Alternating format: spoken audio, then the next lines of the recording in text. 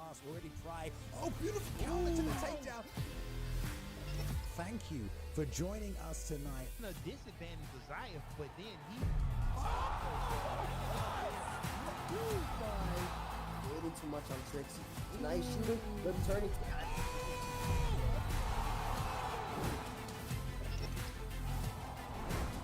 Watching on Twitch, watching on YouTube, watching from around the world tonight. I know the UFC isn't on right now, but guess what? The virtual octagon is here.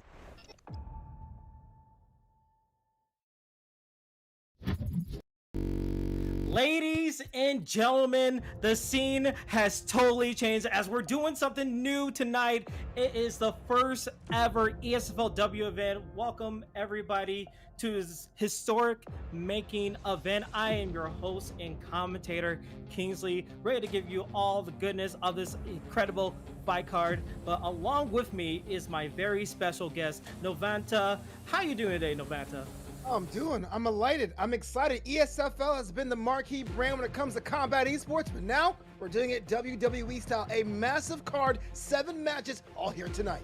Yeah, absolutely. And let's take a look at that fight card to be exact, because we have so many amazing matches here in Novanta. We have money in the bank to start things off. We have a couple of showcase matches that look to be amazing. You got Cass versus Karen Till, Enzo versus Leaks, a huge triple threat, and then also a finale of a tournament that's been happening behind the scenes. And then the main event, the ESFL PS5 title, will be on the line. I mean, Novanta, when you look at this card, it looks amazing. Never have I seen a card look like every match can be a main event, a tournament final, Money in the Bank, and that all on happening today. I gotta tell you one thing, ESFL does it big. Kingsley, I don't know what you're looking forward to, but I'm expecting the unexpected. Yeah, and speaking of the unexpected, unfortunately, due to unfortunate circumstances, we weren't able to get our original main eventer, T-Dog, into the main event. Things got caught up and we weren't able to do it. But luckily, in the nick of time, I hand-selected someone who fits the bill for a title. And I feel like he's going to prove everyone to be a shocker, an amazing competitor, because he has a long history of the game. So be on the lookout for that main event there, Novanta. Whoa, this is breaking news. T-Dog couldn't make the event, but you handpicked a replacement. Any kind of inkling who that could be? Like, who should I look out for? Any kind of Twitch channels I should follow in the meantime? Well, I still have to make a few messages to some people, but I have directly hand-selected. Luber will be talking with us after the third match so we can get all the details down. But trust me, believe me, this is going to be someone that you have never expected. We will reveal him before the main event, but surely you're going to be amazing. It's going to be awesome for you guys to watch. But Novanta, we're almost ready for our first matchup. But going through the whole card, what match are you excited to see? I mean, we got Extreme Rules, we had a couple of triple threats. What match are you looking forward to the most that you wish you could be a part of?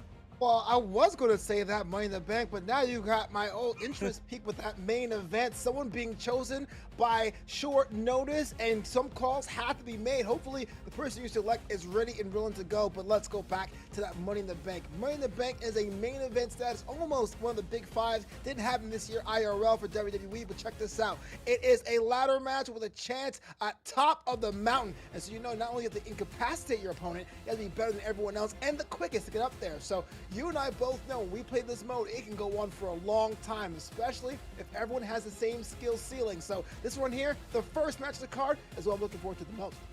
Absolutely. I mean, you have an array of people that want to make a name for yourself, especially talk about the first opener matchup. That's the most important because all the eyes are on you. And with the steal of the ladder of anything could possibly go, you need to fight off 5 other people to go and win that elusive money in the briefcase. It's going to be such a hellacious matchup.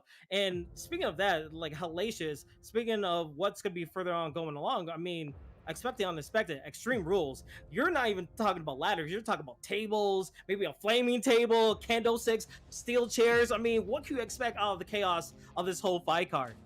Yeah, you know, the television shows may be PG, but Extreme Rules, when it comes to WWE 2K, is far from it. You mentioned it, tables, lighting the tables on fire, maybe even going backstage if you want to. Anything goes. You can create a masterpiece with the weapons available with you, and it's all legal. So now you get to see who is going to be the most sadistic one when you have that one later on tonight. Absolutely. Sadistic indeed. sadistic indeed, and top of many things. This is the first time that we're ever doing this, something new to the fight card, unveiling our new title for that ESFLW scene. I mean, it's something that we never done. It's very unprecedented. We didn't even do one for Fight Night Champions. So talk about the pressures of Swiss being that main event later on and going against a mystery opponent that I hand selected. I mean, it could be pretty daunting for someone being in that situation. Well, look about this. You have yourself the esports game is changing day by day, week by week, month by month in a prestigious organization, as if ESFL decided to go in a brand new direction. This is a card where the whole world is watching. There are LANs happening all over the place, but this right here today is the first inaugural event of anything of this caliber, and to be thrust into the main event, I'm sure you spent hours trying to understand your opponent, trying to find ways to win, and then the bombshell drops. T-Dog is no longer in the building. You have a mystery opponent we know very little about. That must put me all out of sorts. So I'm not so sure it comes out of digging deep, but I will say if there's any opportunity for Swiss to come out with a victory here, they'll have to lock themselves in later on tonight. Yeah, and who knows the unpredictability of that whole contest, because you never know who you're going to be facing. Maybe you have to face an aerial opponent, maybe a powerhouse like you've seen, like huge, tall giants. You never know who that person is going to be, but I'm hoping that Swiss is going to be up for the challenge, because it's going to be a huge barn burner. And apologies for what we're going to be delaying for, because we are still trying to figure out what's going to be happening in the Money in the Bank, but we will get that soon, ready for you guys as soon as possible.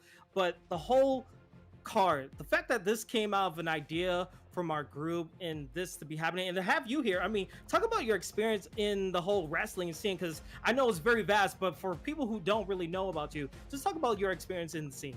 I'll talk about myself. I can go on for hours and hours if you want me. But yes, IRL, I am the co-host of the Mac Mania podcast. It's a Spotify original presented by The Ringer. If you guys know, about a year ago, WWE sold their audio rights to The Ringer, so I get to be in stable mates with WWE talent. Just this last week, I interviewed Finn Balor, interviewed The Miz, in theory, at SummerSlam in Nashville. And of course, I'm also the host of the Draped in Gold podcast, the planet's only podcast that covers both NXT 2.0 and NXT UK. So long-term wrestling fan, broadcasting it for about 10 to 15 years, and this is everything mixed together because I love esports, I love the community, and this year, WWE 2K22, it hit different.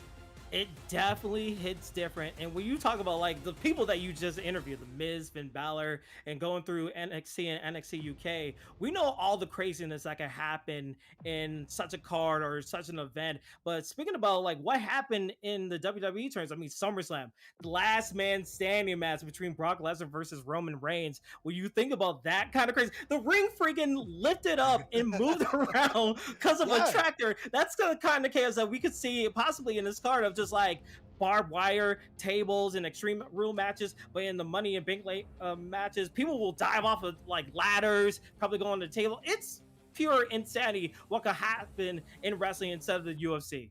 Well, you know, that's a very good point there, Kingsley. When it comes to games, especially like WWE 2K, where there's so many ways to beat your opponent, it really comes down to creativity. Everyone you're having across the ring with is good at what they do. That's why they're in the ring with you. So it has to come out with being creative. Yeah, you can't get a tractor DLC and lift the ring up. You're going to find ways to use the ladder to your advantage, and use those tables to your advantage, and even find new pinning combinations if you want to outsmart your opponent beyond brute force.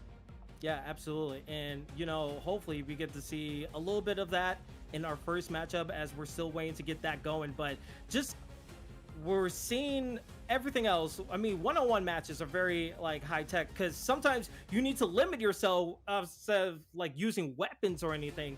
But to go out of the chaos mindset, what do you expect from these people in these showcase matches one-on-one? What do you think their mindset's going to be? Because there's so many wrestlers that you could even select. You could possibly select a creative fighter that you have, and then also like so many other wrestlers, like maybe a Randy Orton or Kofi Kingston or AJ Styles. I mean, what would be your mindset into selecting someone for a matchup?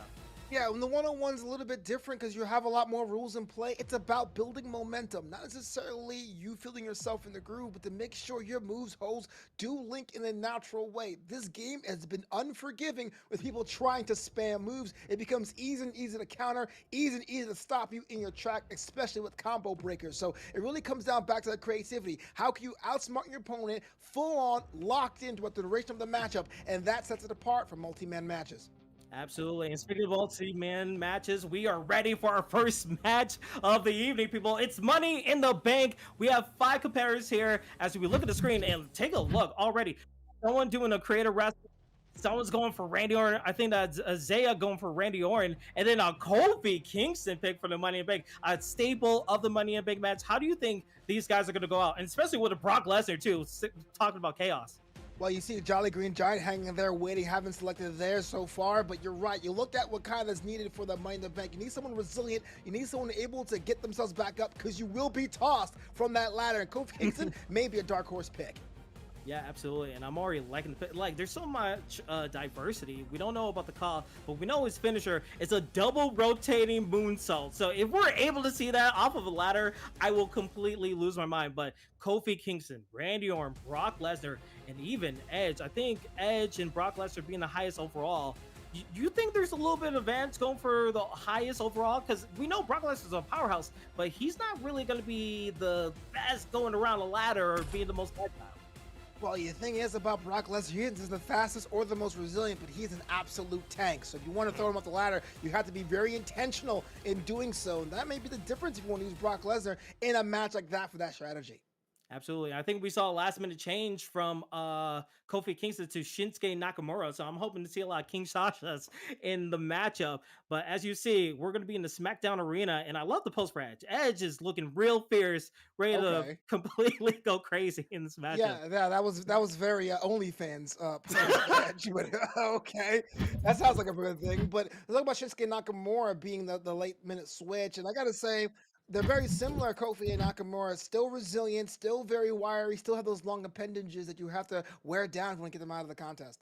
Yeah, absolutely. And talk about the Shinsuke Nakamura pick. I know there's 2 versions in WWE 2K22 of the Nakamura. So I think with the King Shinsuke Nakamura, that's an 88 overall, but the original Shinsuke is a 90 overall. As we go to Optimus JoJo with his created fighter right here. I love the lookout of this. No face, but it looks like he's going to be a very aerial type of fighter. Well, I don't know. Is everyone going to be so creeped out they won't climb the ladder? Because I'm a little unnerved there, Kingsley. I mean, if it could work for Boogeyman, it could work for anyone. You know what I mean? I mean, he could just scare people, get out of the way, and just like harass King Booker and Queen Sharmell. You know what I'm saying? Oh my gosh, yeah. A Boogeyman reference. It's only the first matchup. But yes, that is the JoJo and the creative wrestler, all blue and all flames. And I don't know, I have the heebie-jeebies. Hopefully they can use their unnerving nature to get themselves a winner advantage.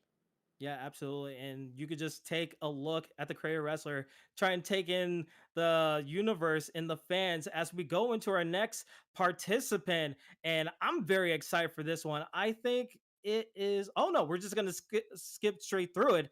But for all these wrestlers, we know Randy Orton, he has a devastating finisher. Brock Lesnar, devastating finisher. But do you think they have the capacity, well, the capability of keeping their opponents down while trying to go up for the ladder? Because, you know, as we get this match started, anything is possible here, ladies and gentlemen. Well, anything is possible, and it's about incapacitating your opponent, but it comes down to how fast you want to work. You either go for an opponent right now to wear them down and try to go for the ladder, or be like Edge and start this postulating outside of the ring like he's like a pretty boy, I guess. Yeah, absolutely. But he gets back in and just goes after JoJo. And we apologize for the no audio right now. We're hopefully to fix that later on. But right now, we're seeing King Nakamura doing some clean house and getting Brock Lesnar with a nice slam right there. So far, we're seeing JoJo and Nakamura doing some work. Well, you saw that already being the clean house, and that was any doubt in my mind about having the late switch that I've gone from Kofi Kingston to Nakamura has quickly been erased as Brock Lesnar is feeling some kind of way. Yeah, and we see Randy Orton finally introducing the first ladder of this contest and going to the top row and going for an axe handle onto Nakamura, doing a nice job while we see a vicious DDT from Edge. And so far, we see our first stun from JoJo and Nakamura and a little bit of taunting from Edge right here, feeling good about himself, being the OnlyFans content right there. Well, you know what? Taunting in these kind of matches are always risky, but to do it with so many people in the ring and so much carnage going on with a show of faith, and as you could tell, pay dearly for it because it really makes you susceptible to a strike. Yeah, absolutely. And we see Randy Orton working on Brock Lesnar. It seems like the main tactic is to keep Brock Lesnar down, which I don't blame anyone because he is a monster amongst men. But so far, we're seeing JoJo gonna get the ladder, and let's see what he could possibly do. But Nakamura already trying to disrupt the plans of JoJo into a vicious German suplex. Well, people always wondered about having someone as strong as Brock Lesnar, and you saw how people just kind of piled on and just escaping them. But you have to keep with that strategy because you don't want a fresh as a Daisy Brock Lesnar in a match like that because that's when bodies start flying. Yeah, and we saw Brock Lesnar a little bit out of the ring trying to possibly go for a bridge of the ladder, but so far JoJo trying to command and Brock Lesnar already trying to disrupt the momentum. As you see, he's going to work. And we see Nakamura just working on the limbs of Edge, trying to disrupt maybe possibly a spear attempt, trying to weaken those arms a little bit. Well, I gotta say, give props to Nakamura's resiliency. So many moves being landed, not so much to that last DDT has him hung up. I'm like the caster curse. I might give someone a spotlight, they get their butt kicked. But I just want to say, I gotta give props to that, being able to manage the stamina of doing so many high impact moves without getting too tired there. But as it is right now, it is a game of resiliency. So it doesn't matter who has the more stamina now, it matters who has it more later on. Yeah, and we saw JoJo. He was trying to set up that ladder, but Brock Lesnar, ICB Lepo, was in the way. And now we see Edge all alone in the ring. He could possibly go for this briefcase right here. But ICB Lepo as Brock Lesnar trying to disrupt the plans, but he gets hit with a ladder. Now this is Edge's chance. Edge has a chance to go up the ladder, but Brock Lesnar already up and trying to disrupt the attempt.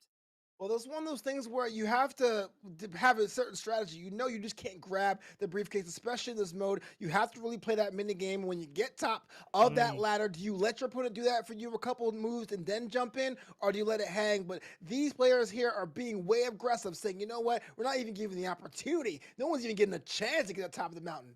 Oh, and Brock Lesnar just goes down from the top of the ladder from Nakamura. And as we see outside the ring, Randy Orton and JoJo just having a lot of work outside the ring. Both trying to go for a move. I saw a little bit of still steps be into play, but I don't think anyone got hit with that. As we see a massive suplex from Randy Orton right there, as we see Edge and Nakamura trying to find their way to get the opponent down and possibly climb up the ladder. But Nakamura already taking control in the corner right now. You gotta be how much you don't like your opponent to actually beat them up away from a ladder in a ladder match. What is going on outside the ring between Randy Orton and ICB Lepo? Yeah, it seems like a little personal rivalry in between the chaos of this matchup. And it seems like it's a three-way fight for the ladder right here. But Brock Lesnar just letting it play out. Lepo trying to find his way in there and attacks Edge. Edge is trying to find a way back in, but now we see JoJo trying to find his way, trying to go for a super kick, lands into the back of the skull as well. And now he's just running house. Maybe he has an opportunity to go for the ladder right here. Well, it might be an opportunity, a crime opportunity, but the moment is always fleeting. It always seems when there's a little symbol, but as I say that, I see level to the top of the ladder. Maybe has some idea to jump off that ladder or to go for the briefcase. It does. Hits nothing in particular. Oh my goodness me. That could have been very dangerous. It looks like it was an axe handle trying to go into Brock Lesnar and Edge, but Edge trying to find his way in. But Randy Orton, seeing all the chaos, is trying to go up for the ladder, but Edge sees it. Can JoJo have enough strength to push both guys out? I don't think he's going to have enough, but Edge finds his way to disrupt Randy Orton right here and just pushes him down. Now Edge is on top of the ladder. Well, Edge, the freshest man in the contest, already has a finisher stored, has the first hands in the briefcase, and now has to play that game of removing that briefcase now. But it may be just a little bit of a short stay on top of that ladder as Nakamura has a couple hits in the back of the back.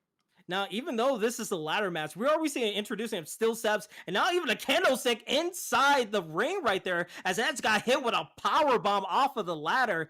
And so far, I think Nakamura, it seemed like he was going to go for Edge, but now I think he's taking his opportunity to disrupt Brock Lesnar and find a way to get up the ladder. But JoJo going for another moonsault from the middle rope. And you know what? So far, I'm very impressed. No, he's going to go for a third round Fanta. Oh my God. Just aerial ability just showing out right here. I don't know what's going to happen. And what a shot with the kendo stick and the boots to the face there at Brock Lesnar. I don't know what's going on in this matchup between ICB Level and Randy Orton. They're going to have themselves a grudge match after the fact because I feel like there's 2 or 3 opportunities. It could have been a climb to the ladder, but yet we're getting super kick after super kick after super kick. You could call it a party or so, but we see Edge finally recuperating as Randy Orton gets down. He tries to go for a spear right there. He has the finisher ready, but JoJo taking the opportunity.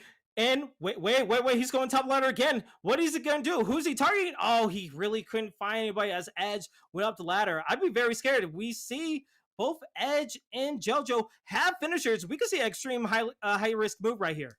Well, high risk move is all the moves in a Money in the Bank ladder match. There's many ways, and there goes Edge all the way down, crashing to the ring. And now ICP Love has an opportunity to grab the briefcase, or just no! It's nothing in particular. That's why they call it high risk, high reward, because if it lands, that hurt on the spine will do damage. But we see a King Sasha from Nakamura. Nakamura has Brock Lesnar down, but JoJo trying to find his way back in, but Edge finds a way to disrupt it a little bit. We don't know how far that briefcase minigame is far, but I feel like it has to be at least 1/3 from everyone getting it. But my God, it's just been nonstop, just chaos in that ring right there. Orton's down, Brock Lesnar was down. Now we have King Nakamura just woozy on their feet. Edge is already charged up with a finisher and a signature move to use at anyone's disposal. We don't know what's going to happen, but it's a ticking time bomb waiting to explode here at Money in the Bank. Yeah, and Edge is being used by Jolly Green Giant, but he gets hit with a King Sasha again. Nakamura, I mean, telling you what, the move from Kofi Kingston to King Nakamura has paid dividends, but he's so tired. He is so hurt. He just climbed the ladder, and then Brock Lesnar tries to go for a high-risk maneuver, but not able to land. And now we see JoJo. Is he waiting for everyone to pile up? He's going for a jump kick. Oh, my God. The huge drop kick onto the ladder, and now it's just Nakamura's in a world of hurt. Not even being nicked off the ladder, just landing on the ladder too. That was split anyone's back in half, and being so close to having the advantage, to having that neutralized, is now putting everything on Edge to really make a move here for that, but it has to do with Brock Lesnar first. Oh, and Edge with a nice signature right there, but Randy Orton able to land, into a German, a little bit of a close-in German right there. But JoJo, it seems like he's very comfortable up in the air, but Randy Orton has a plan for that. And it seems like he's just trying to keep everyone at bay. But you see Lepo as a Brock Lesnar not playing the usual Brock Lesnar kind of way. He's just saying, you know what? I'm going to go up in the air. I'm going to do whatever it takes to get a victory right here and disrupt my opponents. Yeah, it's kind of odd scattering port for JoJo. For so many times, you see someone have these rapid-fire moves and kicks, and then they kind of hang back and wait and observe what's going on. Playing two different strategies at once has really been the X factor here in this matchup. Yeah, and already Randy Orton diving from the top of the rope onto the apron, onto Jolly Green Giant, and now Nakamura, he's all by himself, but we see JoJo bringing a chair, and King Sasha lands his third one into a spear that doesn't even land at all. It's just been nothing but just pure insanity, and now we're just gonna take it to the hole, and we're just gonna surf on Edge right here, Novanta. Well, I gotta say this, Nakamura has done the Lord's work of getting their opponents out of the commission and doing it so emphatically. Look at these health bars across the bottom of the screen. It's been all Nakamura, but now, and they go slam onto the ladder. It's just the rungs and an RKO to boot. It came out of somewhere, but it usually comes out of nowhere. And now we see Edge taking advantage with Jolly Green Giant with a nice move. Everyone is hurt. Everyone is down. Edge has a chance, people. Oh, I don't know if he placed it perfectly, but he's going to try. This is his one opportunity. Can he get the ladder? ICP level waking up. Can he disrupt Edge? I can't tell. He has to get the right angle. I can't knock Edge for trying. It had everyone down. You had to go for it, but you only get one opportunity to land that ladder in the correct position. I don't think that was it. And now two men are up, trying to find a way to break this hold now to give Edge a no. Wow! Jolly Green Giant with the Edge pick disrupts everyone and gets the money in the briefcase to win the first ever match in ESFLW history. You know, it's funny. Edge was the first ever winner of the Money in Bank matchup, and now he finally wins it in the first ever ESFW Money in the Bank matchup. I mean, what are the odds here, Novanta? Well, there's a reason why they call Edge the ultimate opportunist. King Nakamura came and put the hammer down. Kinshasas were happening everywhere, and when everyone was down, Edge had the right time to strike, climb the ladder, make short work of that, and is now Mr. Money in the Bank. I mean, hopefully we get to see more events, but I am excited to see what he does next. I mean, kudos for everyone else for just putting in such an amazing work in that match. I mean, if that's the taste of what we're going to be getting through this whole card, I am so excited to see what else is coming up. Well, we have ourselves a full card of action. If you guys in the chat right now, drop a follow. Let me know what you're thinking right now. Kingsley Novanta in the chat here, and we're only getting set up for our second match of the day. Yeah, in the second match, we're going to try to slow things down after the chaos of that match. But this is one of our Xbox matches. It's going to be Cass versus Karen Till. Now, a little bit of a backstory between these two competitors. We saw Karen Till in the Discord a little bit saying that he was the best, that he was going to show up and show out and try to destroy his opponent. While Cass a little bit on the humility side, saying like, I'm going to give it my all and find a way to get this victory. But with his opponent Karen Till going with an edge pick, I mean, we saw Edge win the last one. Could he possibly win the next matchup right here in the 1v1? Well, you know me, I'm a big Edge hater, so I don't really know about that. But I will say, when it comes down to ESFL, you got to be able to have a little bit of a chip on your shoulder, a little bit of smack. Edge is a fantastic competitor with a lot of pedigree, so why not do that? Yeah, but he's going to have to face the vicious punches of Mr. Here Comes Money and Shane McMahon, the master of Hell of a Cell matches of falling him off. But I mean, you said you were an Edge hater, but would you hate Edge more than Shane McMahon? I mean, these guys are meant to battle forever of just all the craziest moves they can do. I said vicious punches. I can't believe you said that with a straight See face. the punches he does? No one could block him. Oh, come on. Have you seen one person dodge or block the punches of death? It happens. Well, here it is. Shane O'Mac himself, third generation superstar in that ring, making it down to the ring right now, shucking and jiving, wearing the brand new, Nike, Air Force 2s? That's the Air Force 1s. They didn't even release yet. I mean, they're so brand new. He's actually, that's how good he is.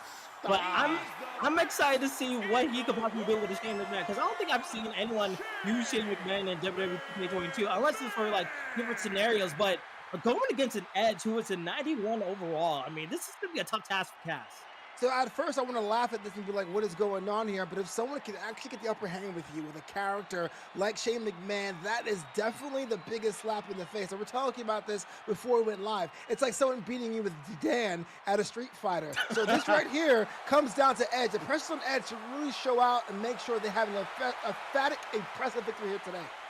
Yeah, I mean, if we see a shooting star press from Shane O'Mac, I will lose my mind, because there's no way he could possibly hit this.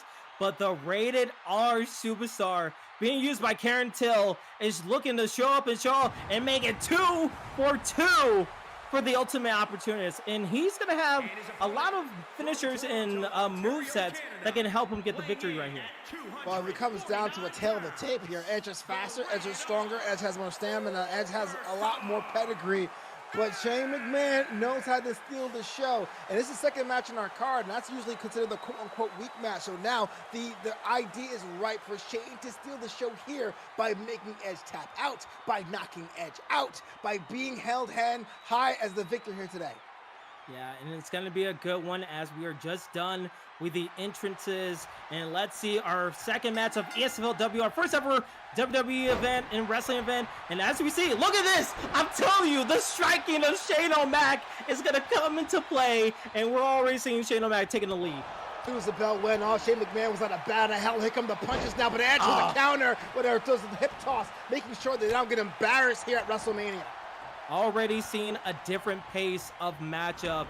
As we see Shane O'Mac, I mean, we saw a little bit of those counters. If you press the same button as your opponent is doing with an attack, you're able to reverse it. So a little bit different than the chaos that we saw from the first match. But as we see Shane O'Mac tossing Edge in the ropes, not really getting the full attack that he wanted. But again, the punches and bunches gets Edge on the rope. And now he's just going to the back and just hurting Edge as much as possible. This is actually one of the good innovations here in 22. So previous games, we're just hitting that reverse button, just hoping for the best. But now you have a lot more control of when and where you want to counter, at what point of a move combo from your opponent to really get that leverage. And as I talk about leverage, Shane's already back in the driver's seat. Already back in the driver's seat, and already Edge into that red bar. But a nice reversal from Edge. Now he needs to capitalize right here. You see a nice chop, multiple chops, but misses the grapple right there. And now we see Shane O'Mac, the punches, the uppercuts, but the reversals. This is, I feel, oh, with a vicious super kick as well. But those counters are going to play huge dividends for Edge right there.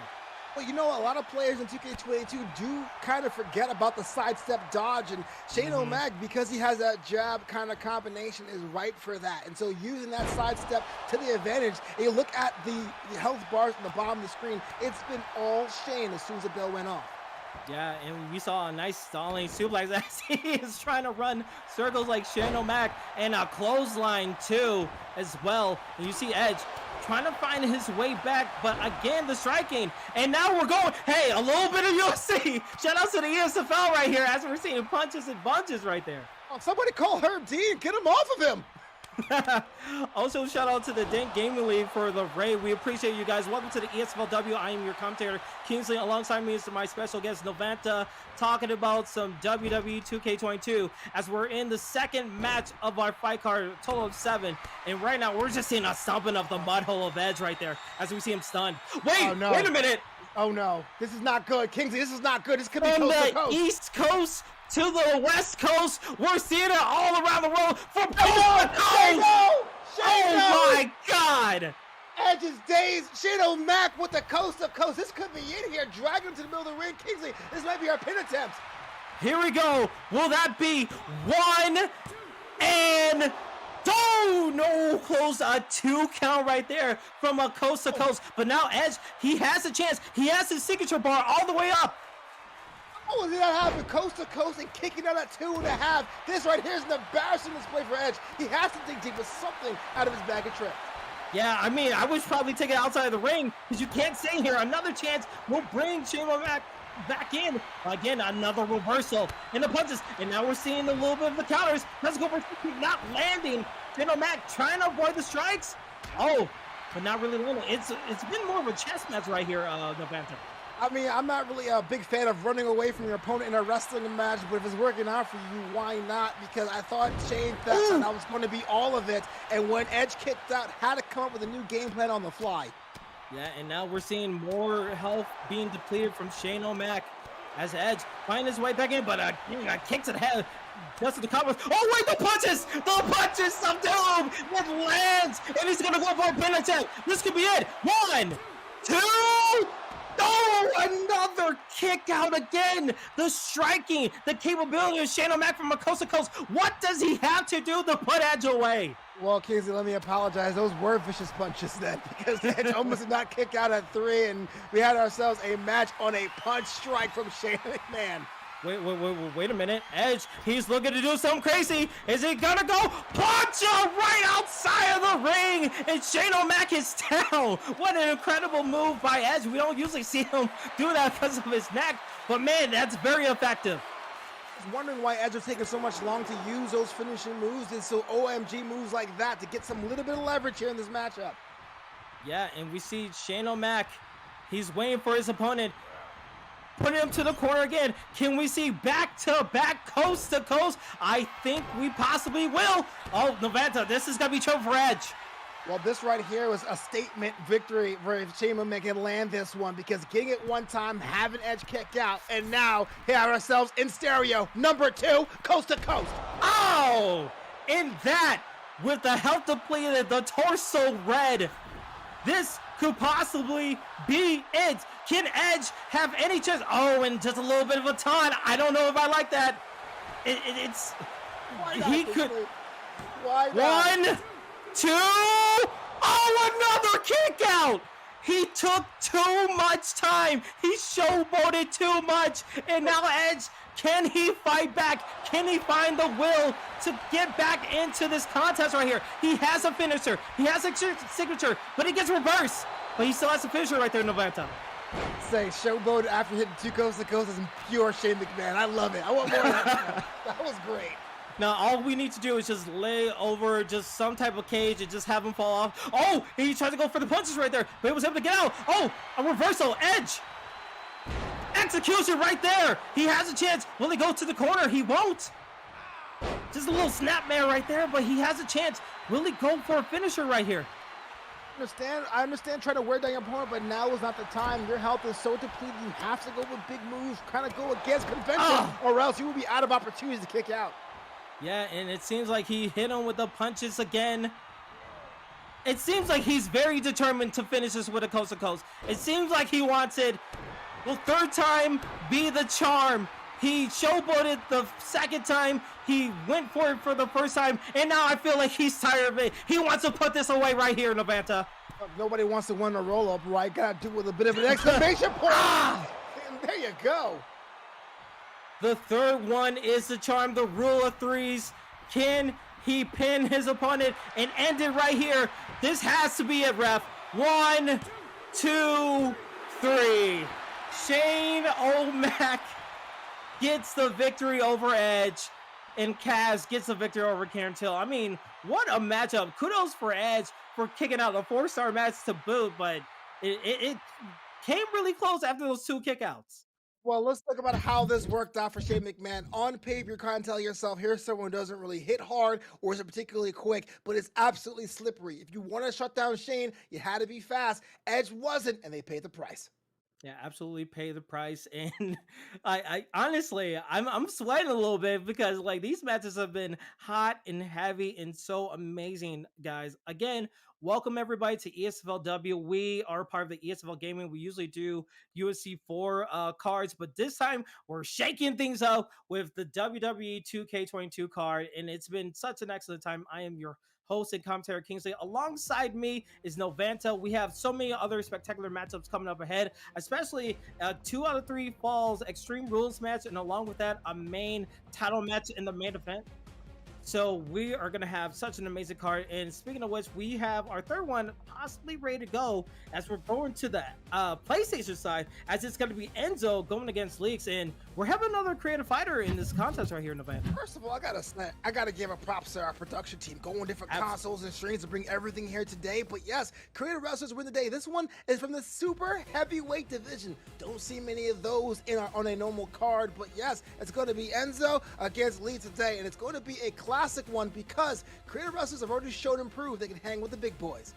Absolutely. And we see La Barba is going to be Enzo's creative character, and we're seeing our Randy Orton. We know that the RKO is a very devastating finisher. It could come out of nowhere. You could catch somebody with it. You could do it outside, inside, everywhere. But with Enzo's creative character, he has the Samoan driver as his finisher, and I know on the cranium that's huge impact. So it's gonna be a battle of the finishers in this contest right here in Novanta. Yeah, you know, Randy Orton is no slouch. We're talking about someone who is, what, 6'5", 260, but LaBarba's a super heavyweight, which means you got to pick and find your opportunities to really leverage those moves and holds to wear down their stamina before you hit that RKO. And if you're LaBarba, it's all power, all force. You are the unmovable object. You got to make sure you strike hard and strike quickly. Yeah, and you made a correct prediction of that situation. Super heavyweight is going to play a factor in this because weight detection, I think, is going to be on. So you need to be very powerful. And I don't know if anyone has the huge grapple ability to bring up an opponent. So he's going to have to do everything he can to just work on the limbs, work on his striking to get his opponent down. Absolutely. If I'm Randy Orton, if I'm playing right now, I'm definitely using that signature move where he just stomps every arm, every leg, every wrist, every knuckle, and repeat that if you can. But don't cheese. Cheesing is not cool. But to find a way to make sure your opponent is in that orange, yellow, and red zones. Yeah, and I'm excited. I'm very excited. In the post. So I'm guessing you're going with Randy Orton. You're going with Lisa on this one in this contest right here. I mean, Randy Orton IRL is one of the greatest to ever do it. Why not root for the Avatar, baby? Greatest to ever do it. I mean, there's the diamond cutter. I mean, DDP was. No one ever said DDP out of nowhere. I mean, Canyon cutters came out of nowhere. That's he was true. always posing, bang. Yeah, no one's gotten as viral as RKO and Randy Orton. I mean, to do it for 20 years and to put in just this pedigree of consistent matchups, knowing what he can possibly do. I mean, with a creative fighter, this is going to be a tough challenge for anyone to face of Randy Orton. But again, super heavyweight kind of worries me. I mean, we don't know what possibly attributes he used, but I know like the range for the cost for this contest or this whole card was from 82 to 88. So I don't know where Randy Orton is. I'm assuming in the high 80s. It could be a fairly even matchup. It could be a fairly even matchup, but the one part of leverage creative wrestlers have is that no one can practice against them. No one can really see the entire totality of moves, even not so much the signatures and finishers, but the moves leading up to that. And so that might be just a little bit of an advantage LaBarba may have tonight. Yeah, absolutely. And now we're seeing Randy Orton's opponent, he hears voices in his head. Well, he's gonna have nightmares facing in front of him, because you see La Barber right here, and I just love the creation of it. It looks really nice, and it looks like he's gonna do some massive damage against Randy Orton. Did he pay off the guys in the production truck? I want some of that when I walk into a room. But yeah, you're right. You're seeing all that flash, all that substance. But now it will be coming down to, can they back it up when the ring bell hits? Yeah, absolutely. And you could see no flurries, no like frills on his entrance. He's only here to do one thing and one thing only, and that is destroy his opponent. So we'll have to see what this goes down, and like I can't wait for this match to go. But look at the size of that humongous creative wrestler. I mean, it seems like it's gonna be a fun time for Randy Orton. But regardless of that, oh, go ahead, Novanta. Well, the crowd wasn't impressed, but I was. Yeah, and here we go. The third match of our ESFLW card right here. And already, Randy Orton, this is what he needs to do. Get his opponent down and work on the limbs, work on the arms, make sure he can keep his opponent grounded as much as he can. But again, the reversals. Oh, into a DDT. He tries to go for a spear, but Randy Orton able to counter, and now just working on the limbs again right there in Novanta. You got to work on the limbs, and be frankly, you know, how you pin your opponents, make sure they're on your back. And as the bell went off, a lot of time La Barber spent on their back, and now being drilled to the mat with a DDT with authority. Yeah, absolutely. And so far, just working on the head, working on the cranium, already got the health already in the red for La Barber. And Enzo has to be a little bit worried, because that sunbar is getting closer and closer, and Randy Orton's just taking his task to him and just clotheslining the back of his head. Well, one of the cool things about ESFL is that we do have a signature and finisher minimum, so you just can't beat someone with punches and expect to pin. So if you're Randy Orton, you have to have a strategy. What you can do to build on your moveset to really get yourself that extra to get there. And as I say, oh my God, what a picking up there, and that's all man being thrown across the ring.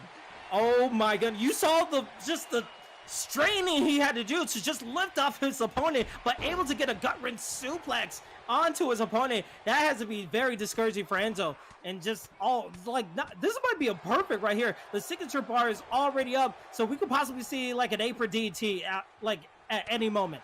That's one of the bad things when it comes to 2K. You miss some choice reversals, it can be a very short night for you. And as this stands right now, Randy Orton has not been touched as the match started. Yeah, and it's so far the Viper, the Venom coursing in his veins, taking him to a corner, almost missing out, but now just stomping the mud hole. Just working on the body, making sure that's a little bit more orange. And just, a vicious knee to the face in the corner. Well, that vicious knee to the face was a statement move. It was like, you know what, I have control. I'm going to do the extra attack, and there was no way you're going to be fast enough to block it. And Randy Orton is on firing on all cylinders. Yeah, that European uppercut just working on his point with the chops, and an RKO to boot, and a vicious RKO out of nowhere, and that could be all she wrote. 1, 2, 3. Oh, just in the nick of time. Randy Orton proving dominant in that contest. Well, I hope we didn't bet the farm on that one, because you know what? Randy Orton came in, conquered, and left. The Viper reigned supreme. Yeah, I mean, that's what you need to consider it for. I mean, the creative fighter, he had all the things in the work. I mean, he was a super heavyweight. He could put some damage on his opponent, but the 20 years of experience, the maneuvering, the agile prowess that he has of taking out his opponent, and just for leagues to have all his weapons in his wheelhouse. I mean, he did the post for a reason. He was so dominant. That's what you have to do, because a lot of novices would have came in trying to do those suplexes and all those hangman DDTs in Randy Orton's offense, but it really comes down to beating up and breaking on the limbs. A choice DDT here, some mud hole stomping there, and Randy Orton walks away with the victory. Absolutely. And again, guys, along with this, we are in the off season doing this ESFLW card just to, get ourselves warmed up, because season 4 is coming along the way. Novanta, I know you're all about the esports scene, but ESFL, our season 4 is along the way, and we have team registration now open in the ESFL Discord. So if you go to that link in our chat for the ESFL Discord, you can sign up to be a part of season 4, because we're changing everything up. It's not just gonna be yourself fighting everybody to get the title. It's gonna be you being on the team, fighting for camp supremacy, and finding a way to win season 4. So a whole different situation that we're having for this new season. We can't wait to get started, and hopefully you guys will be a part of it because registration is now open. Now, oh, go ahead. Sign up now. You guys can have your own cards. Basically, we could be in the booth for future contests. You know, crossing fingers. Why not there, Kingsley? You never know. You never know. But speaking of never know, unfortunately, we had a little bit of a change in our contest. Hammer, due to another unforeseen circumstances, has to be out against his match against Bossman. So now we're going to have a special type of match, as it's going to be EK Elitas, part of the ESFL, going against EK Bossman. So EK versus EK. And I'm excited to see what this matchup right here. I mean, both camp members fighting each other before ESFL Season 4 right here in Atlanta. Well, before I was a wrestling fan in the esports world, I was a wrestling fan in the real world, and it's card subject to change. And that's exactly what's happened here at Kingsley. We're going to give ourselves a banger either way, despite the change. But as it is right now, an inter-club matchup, why not? Yeah, why not? And I can't wait for a matchup like this. And already, oh, I know you have to be very excited about this. The Rock going against... Do we want to say Gunther or do we want to say Walter? Well, like, screen says Walter. The screen says Walter. The screen says Walter. We're going with Walter. But talk about Walter and his abilities. I mean, I know you do a podcast about the NXT and NXT UK. What do you have on the info about Walter? Walter is an old school wrestler in all the best ways. Someone with just really large appendages who is all about making you hurt before making you submit. Walter is a force of nature, and this is peak Walter here tonight. Yeah, but we can't say that there's no slouch for The Rock. I mean, his whole pedigree and history speaks for himself. Multiple-time WWF champion, multiple-time WWE champion, tag team champion, intercontinental champion, has won ladder matches before, main evented WrestleManias so many times against Rock and John Cena. He knows how to deal with a challenge. Oh, I saw that little you can see. Maybe we'll see a John Cena later on. But with Walter, the ring general, this is going to be an interesting matchup because I feel like with Walter, his striking and the way he uses his body to inflict damage on his opponent, he had 5-star matches against Ilya Dragunov and multiple takeovers and NXT UK matches. But can he be up to the task to go against someone huge as The Rock? Look, everything on paper says that Walter has every category advantage except for speed. But does that mean they don't have the advantage here winning tonight? The Rock will have to use that speed to their advantage. I'm talking about more of those float over DDTs. I'm talking more of those people elbows to even have a chance against a mountain of a man of the ring general. Yeah, and just to say the most electrifying move in all of sports entertainment might not just be enough to bring Walter down. That is saying something to the caliber of Walter. But again, we're going to have to see in this ring because Walter, you see the pose, you see the cape, you see the cloak. He means nothing but the ring and his business. But there's only one electrifying person in all of sports entertainment, and it's this gentleman right here, Novanta. It's the great one. It's the Brahma Bull. It's the people's champ. It's the guy who's been wrestling for only a fraction of the years he's been acting. Give it up for Dwayne The Rock Johnson, baby. Yeah, once known for credit for the Tooth Fairy, the game plan, and also DC's League of Super Pets, along with many other amazing movies. The game plan alone, Kingsley. Hey, I like the game plan. It was a good movie. I watched it, okay? I'm just saying, put some respect on his other movies like Doom.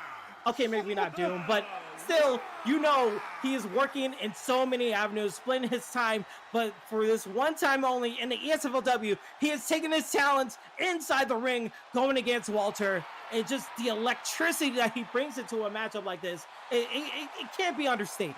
Well, there's a 5-point ratings advantage for The Rock. Let's see if they can make that work for them. If I'm Walter, you understand The Rock is faster than you. You got to start off with some heavy attacks now to get yourself some balance when it comes to the health bar.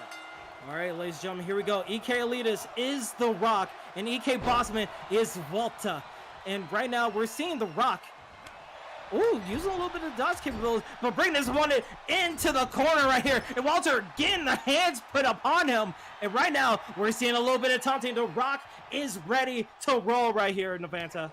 This is the most surreal thing I've ever seen. The Rock versus Walter at NWO sold out. I've never thought I've ever seen this in my life, but now you see a little bit of fighting back there, and Walter's not going to be a slouch, taking the first couple of strikes. But as I say that, gets a kick to the face from the Brahma Bull. Yeah, and the Brown Bull almost seemed like he was going to the top row. A little bit unorthodox game plan they had right here. But Walter with a nice fall-away suplex onto the Rock. A little bit of a belly-to-belly. But now you see Walter with a little bit of the span of the blocking. I feel like he feels confident in this matchup right here.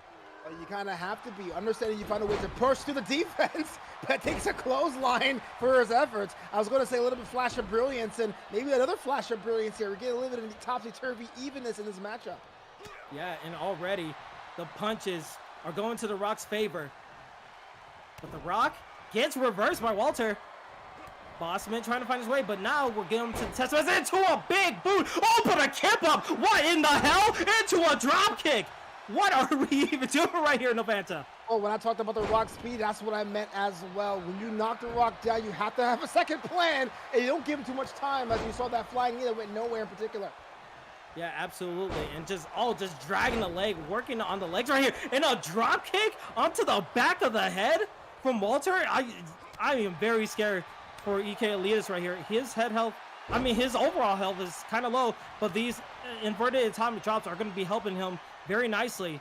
But right now, Walter taking ahead, trying to get a suplex right here, but a reversal possibly into a German suplex right there with all that humanity. Well, I am just kind of disappointed about the number of chops in this matchup as it is right now. Go back to what works, the bread and butter for Walter. Maybe get yourself an opportunity to get out in front. Yeah, get in front indeed. But Walter trying to take the center. Not going to avoid that drop kick right there. That's what he needs to do. Again with that fall away. Doing a nice job, but a kip up again. Tries to go for a clothesline, but not really working. EK Elias wants to make sure he doesn't stay down because we know Walter can't go up to the top row and slam on his opponent. But right now, just again. Well, this suplex after suplex, kip up after kip up. It seems whatever Walter's trying to do to keep the Rock down, the Rock finds a way to get up as soon as they can. But I guess we're going back to the flying leg drop. But this time, looks like Walter's in pain. Yeah, and we saw Rock just a little bit just hurt right there on the neck area from all those leg drops. And now we see Rock get reversed again. Walter having his way with it right now. He has a finisher. He's almost about to just have his signature. And oh my God! Get in the back. Fall away German suplex again. It's just, I don't know how much Rock could have it in him to get even possibly a finisher in his place. Oh, this is one of the things we realize that wrestling's not based on points, because I do think that Rock had a lot more moves held, but every move that Walter knocks down seems to hurt more and more as time wears on. Yeah, even though he's doing those kip-ups with a fighting spirit, it's just not working out for him. He doesn't have like a moment to breathe to figure out his game plan. And oh my God, now we're seeing Walter with a power bomb. Oh, he brings him up again. Another power bomb. And will 3 be the symphony that he needs as he goes for it again? Oh, Troy's signature move now. I guarantee that Walter's looking for that finisher now, and Rock is in trouble, clutching the knee, trying to figure a way to get to their feet. This right here could be over. Yeah, and you talk about the agility and the speed of the Rock. Taking away those knees will damage it a little bit, but trying to go out of the ring, trying to get a little bit of moment to breathe. But once he gets in that ring, he needs to do something different. But Walter, bringing him a little bit to the apron. Oh, good counter right there. Rock has a chance. He has a finisher. Oh, you got a finisher stored. Tried to leave the ring to really get themselves some leverage, but as that leverage is totally evaporated, and it's sit down by Walter. This could be it here. This might be the opportunity. Here's the pin. Cover. Oh, 1, 2. Well, you're going to have to do a little bit more to get the Rock down, but he's doing such a nice job. And now taunting. Wait, Rock able to get up. Tagging the back a little bit, but again gets reversed. It's just not looking nice. And another one of those in Novanta. You have to think. It's getting closer and closer to the end. Yeah, you got to make sure if you're the Rock to get a finisher off now just to get yourself in that even skis. If not, you try to do that small ball, that small combat, it's not going to work out for you. That moment has passed. Yeah, that moment has passed indeed. And just a bunch of big boots going into the corner right here.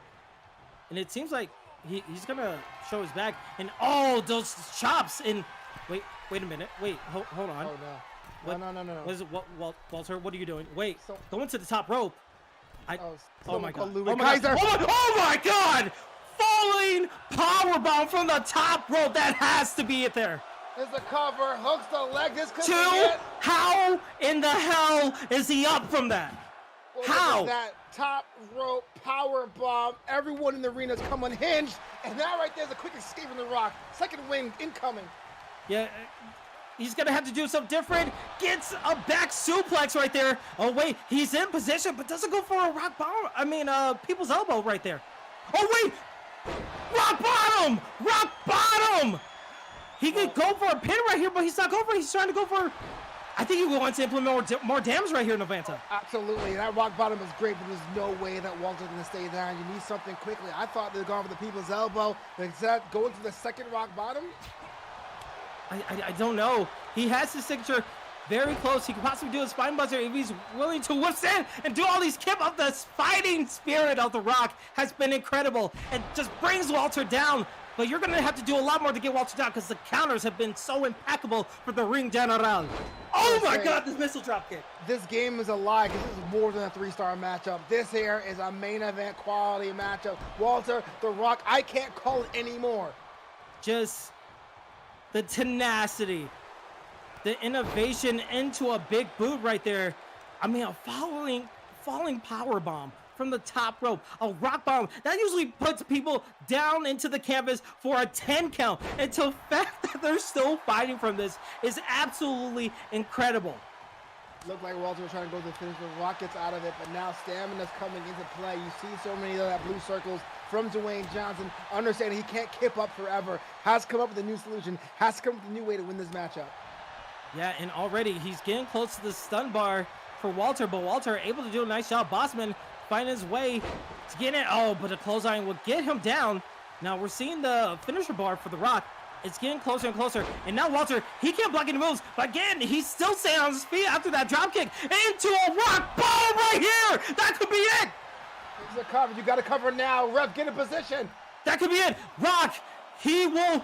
No, what? Wait, no, hold on. 2 rock bombs, and that's only a 1 count. I don't know what I'm seeing.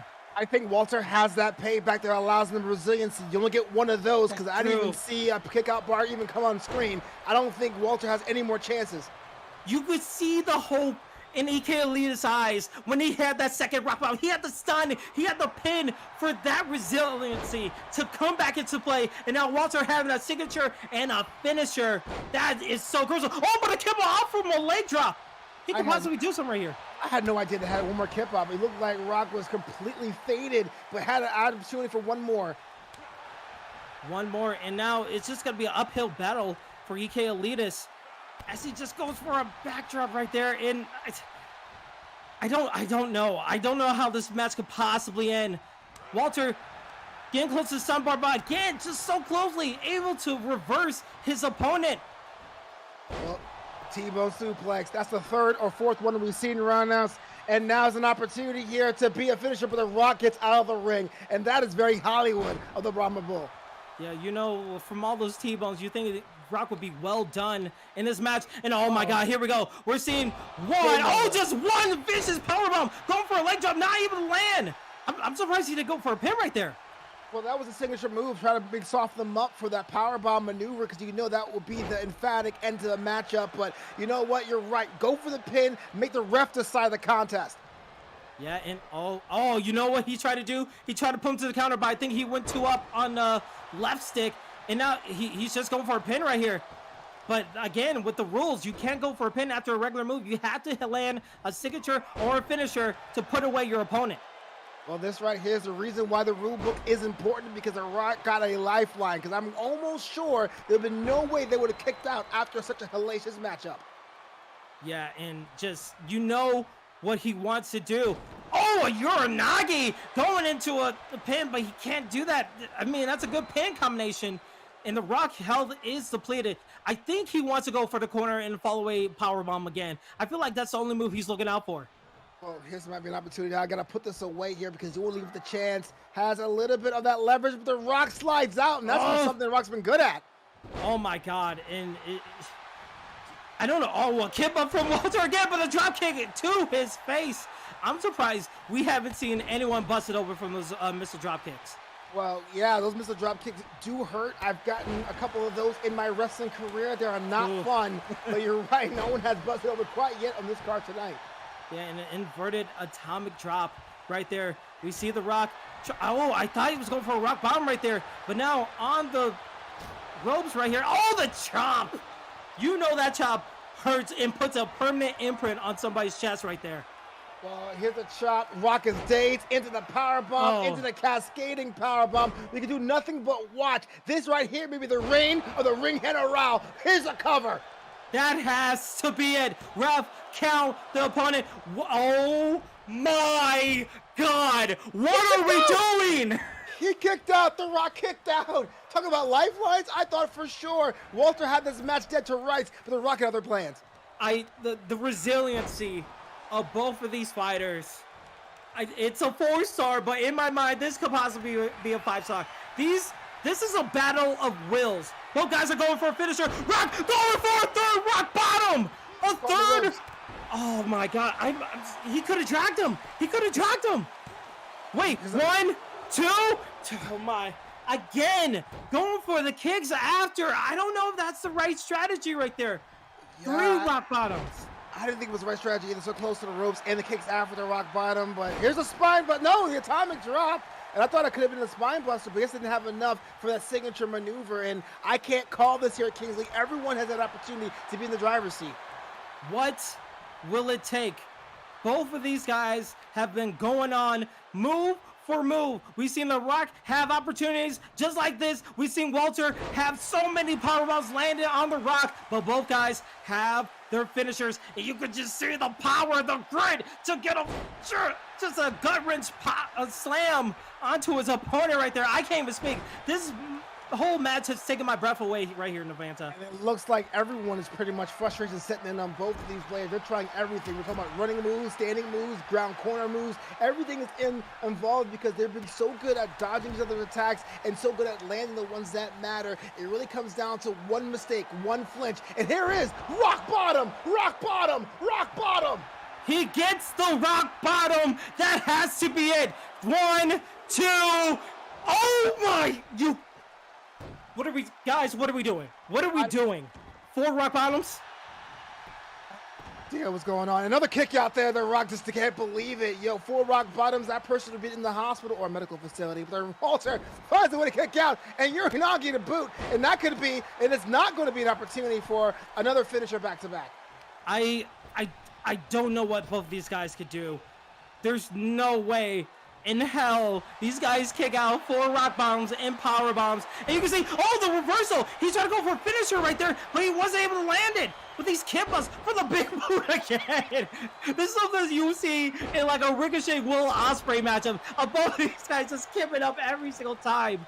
I honestly just don't know after this point right here in Novanta. A Rock won't sell you a move there, brother. But here is atomic drop to Wayne Johnson. The Rock in the driver's seat. Rock bottom number 5, no, gets passed around, and now Walter sees sees blood in the water as a shark by the neck. Here it is, super chop down. Oh, good reversal by The Rock. He just needs another stun. Going for a suplex center of the ring right here. He could go for the people's elbow, but doesn't go for it. This is awesome chance happening in the arena. This is definitely worth the price of admission. Walter, The Rock, NWO sold out. Another reversal from the Brahma Bull. This has been so slippery in this matchup here today. Another German suplex. This might be another rock bottom if Walter's not careful. Yeah, and he can't go for the pin. He could have gone for a people's elbow. He had his opponent's stun right there. Oh, but he tries to go for there and it gets reversed. But Rock able to reverse back. This has been nothing. I would say it's been a chess match, but it's been a 3D chess match over these guys reversing each other's moves. Yeah, this right here is the chess match I don't want to be any part of. How many chops, how many German suplexes, how many suplexes have we seen from this instant classics? How many kip-ups as well? Because we're getting ourselves a battle here today. Yeah, and someone asked in the chat, what's the blue bar filling up? That blue bar is the blocking meter that you would usually see for like a Mortal Kombat or just any fighting game move. Once that blue bar is depleted, you can't block whatsoever. So you can't hold triangle to block your opponent's strikes. But we see here, you can't block a rock bottom right there. The 5th one, the final one, possibly, Novanta. This one here could put Walter away, but Walter kicks out at 2. Walter kicks out at 2, and somewhere Louis Kaiser is going nuts. So, he's probably happy that he's not getting chopped on live TV again. But my goodness, 5 rock bottoms, so many power arms, flinging his opponent down. Do you have, I can't even comprehend the endurance, the absolute endurance to fight your opponent, to kick out so many times into a T-bone and keep on fighting here. I can't imagine dropping 5 rock bottoms and not putting your opponent away. Either way, Rock's gonna have a lot of questions after this matchup when it's all said and done. Yeah, and already to 5-star territory. I know the people in the chat are going crazy for this match. I'm going crazy for this match. But I just, like, I don't know how this ends. But we see his son from Bossman. What can you, oh, you know, I think he's going for what we think he's going to go for. The power bomb? I mean, why not? That last power bomb top rope got a 2.5. You got to go back to what works, go back to what knows, because this is the last chance for Walter. You got yourself some greenback. Make good work of it. Yeah, and already, oh, finally a reversal for the T-bone. Going for a slam of his own. But I don't know if he's going to have enough chance to get the reversal out. I mean, it's just been back-to-back reversals for both these guys. But now, the reversal of the finisher, it could be the Rock's move for a 6th time. You got to go for the cover now. It's the last opportunity, I feel. You can't put him away with this. This might be the end. Wow. Finally, EK Elitas, after 6 rock bombs, the endurance, a 5-star match in the game. EK Elitas with the electrifying one, winning the epic matchup. First of all, I had no idea there was caster cams going the entire time, because I was in shock of how many times, how many rock bottoms we saw, and I'm watching myself be shocked of how many rock bottoms we saw in this matchup. The Rock wins a classic. It goes to show what this card, what this game has the potential with this type of community. Just a huge, we probably could see that on a YouTube video of how epic that match was, because I couldn't believe what possibly happened there, and we're only midway through the card here, Novanta. That was a 6-star matchup. I can't believe we were up there front row seat for that. I thought Walter had the dub, but the Rock stays resilient. Yeah, and we're seeing in the chat, just respect to both competitors for just putting on such a heck of a match. I don't even know what can even top that. I mean, we still have possibly three more matches, and we still have a mystery opponent for Swiss in the main title fight. This can't be, it can't be crazy like this the whole time. So let's talk about this. Our main event match was supposed to be against T-Dog, but T-Dog couldn't make it. But we got a hand-picked replacement for the main event, and we don't know anything about this guy. Oh, okay, so I've been messaging some people, trying to get everything all set up. He is ready to compete. He is ready to reveal himself, but only after the co-main event. So before the main event starts, he's going to reveal himself. But all he's told me is 2 things. 1, he has a long history of WWE games, so he's been playing since like WWF No Mercy, talking about shut your mouth, here comes the pain, know your role. He's been deep into the game, so he feels like he deserves a chance like this.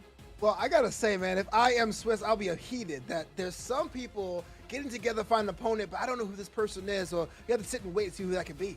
Yeah, I'm telling you, he is chomping at the bit, and he's only going to reveal himself after the second last fight. So we'll have to be waiting on bated breath whether he actually reveals himself or not. But that's all he's giving me. But speaking of the card that we have so far, because we still have so many amazing matches to go, we have a triple threat this upcoming matchup between on the PlayStation side, On the Go versus Dark Side versus Hollywood Mud. And going to this matchup right here, this is not the 1v1, so you can't have multiple reversals. There's gonna be an added person into the matchup, and I know you know the history of the triple threat match. Well, triple threat match is already no disqualification to begin with, but it's extreme rules, which means weapons are not only legal, they are encouraged. We're going to see kendo sticks, chairs, whatever you want here. Anything goes in this matchup. Yeah, anything goes, and already you're seeing a Stone Cold Steve Austin mixed with a Hurricane and a big boy himself, Rikishi. I already love this kind of match. I mean, two different, all three type of styles, but I think I have to give it to the Hurricane. He looks so good. You can't go against Hurricane. I did it for The Rock. I did it for the people. You got to give it to Rikishi, Hall of Famer Rikishi. Why not? That's my pick going into this one.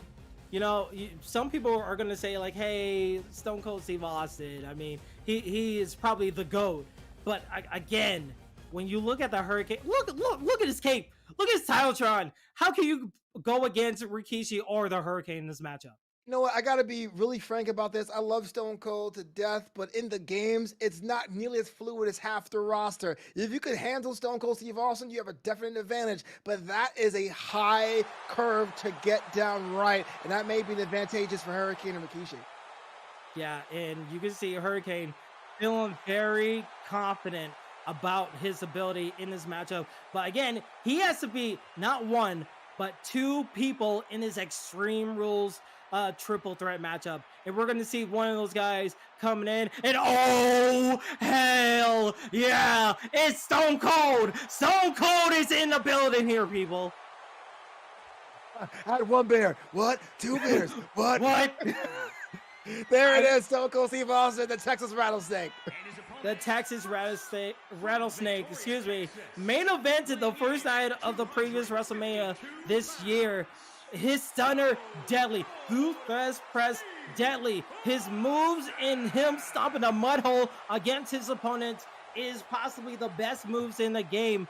It's going to be tough going against him, but again, it's not just going to be him versus Hurricane. There's one more person in this contest. So you could do all the taunting to the fans, but he's going to have to go against another big boy.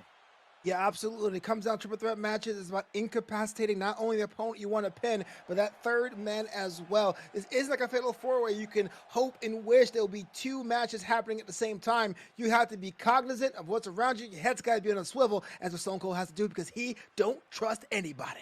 DTA, don't trust anybody. I can't wait. But again, the father of Jimmy and Jay Uso, technically part of the bloodline, Rikishi, he can do the business. I mean, who could ever forget his time with Scotty 2 Hotty and the Too Cool faction, but also in the Armageddon 6-man Hell in a Cell. I mean, he has been a part of legendary matches before. Two Hall of Famers in this matchup, and Rikishi right there is one of the linchpins of the bloodline, to your point. But what makes Rikishi so great is that he was giving chicken you-know-what and made chicken salad, hanging with Too Cool, giving people stink faces, a legend in his own right. And here's a chance for them to walk away with a victory here at WrestleMania. Okay, you know what? Now that I'm thinking about it, it'd be really cool to see his victory motion if he does the whole day. I mean, just you know, I mean, it'd be really cool. So I think I'm switching my vote from the Hurricane. I'm going with Rikishi just because I need to see that victory motion. Oh yeah, here we go. Triple threat, Extreme Rules match, and it happens right now.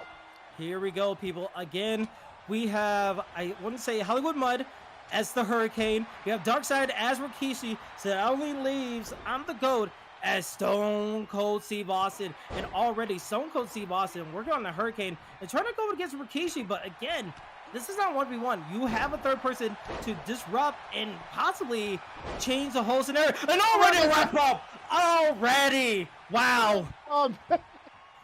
This is why you have no DQ in the triple threats, because anything could happen. Already, ref, good for the ref. He didn't stay down. He's fresh. He's new. He's able to get back out. But we see Rikishi already outside the ring. And what weapon is he going to bring?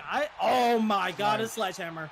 Well, I was going to say props to the performance center for having sure these referees are more stable, but no one's going to be stable after a shot with a sledgehammer, but the Hurricane cuts it off quick. Yeah, very nice neck breaker and nice dodge right there. Oh, both guys going for a nice dodge right there. That's a big technicality that we love to see. But we see Stone Cold just walking around, and also already bringing the Extreme to life as removing the little part of the announcer table. That could possibly play an effect. And now we want tables. We got tables in the match right here in Nevada. Kingsley, you're so bloodthirsty. You're talking about tables. The Hurricane got 3 sledgehammer shots in the back of the head. Someone get some medical attention out here. As soon as I see tables, it's like a moth to a flame. I just have to go near it. But already we're seeing ladders, this is already extreme rules for what I have to see. Well, Extreme Rules matchup doesn't tell you you has a limit to the kind of weapons you can use. You can go to town, and as we say, go to town. Sledgehammer, ladder, table in the ring. The ref has already been knocked down once, and we haven't got past 2 minutes of competition. Yeah, and already we're seeing a vicious German suplex on that stack of dimes of Stone Cold Steve Austin. And we see the super kick trying to land, but not really hitting anyone, going to the air. But it seems like Hurricane, he wants to find a way to just back up a little bit and find his way to attack while people are distracted. As he tries to go for a jump kick right there, not able to land. Well, that's the second time trying to do that springboard elbow or springboard drop kick. Did not work out for Hurricane. I suggest a new strategy because everyone has so much space to evade. It may not be the best thing to do in a triple threat matchup. Wait. Did we see a little bit of a teamwork right there? I mean, Rikishi put Hurricane into the corner, and now Stone Cold Steve Austin with a table in the area. Oh, my God.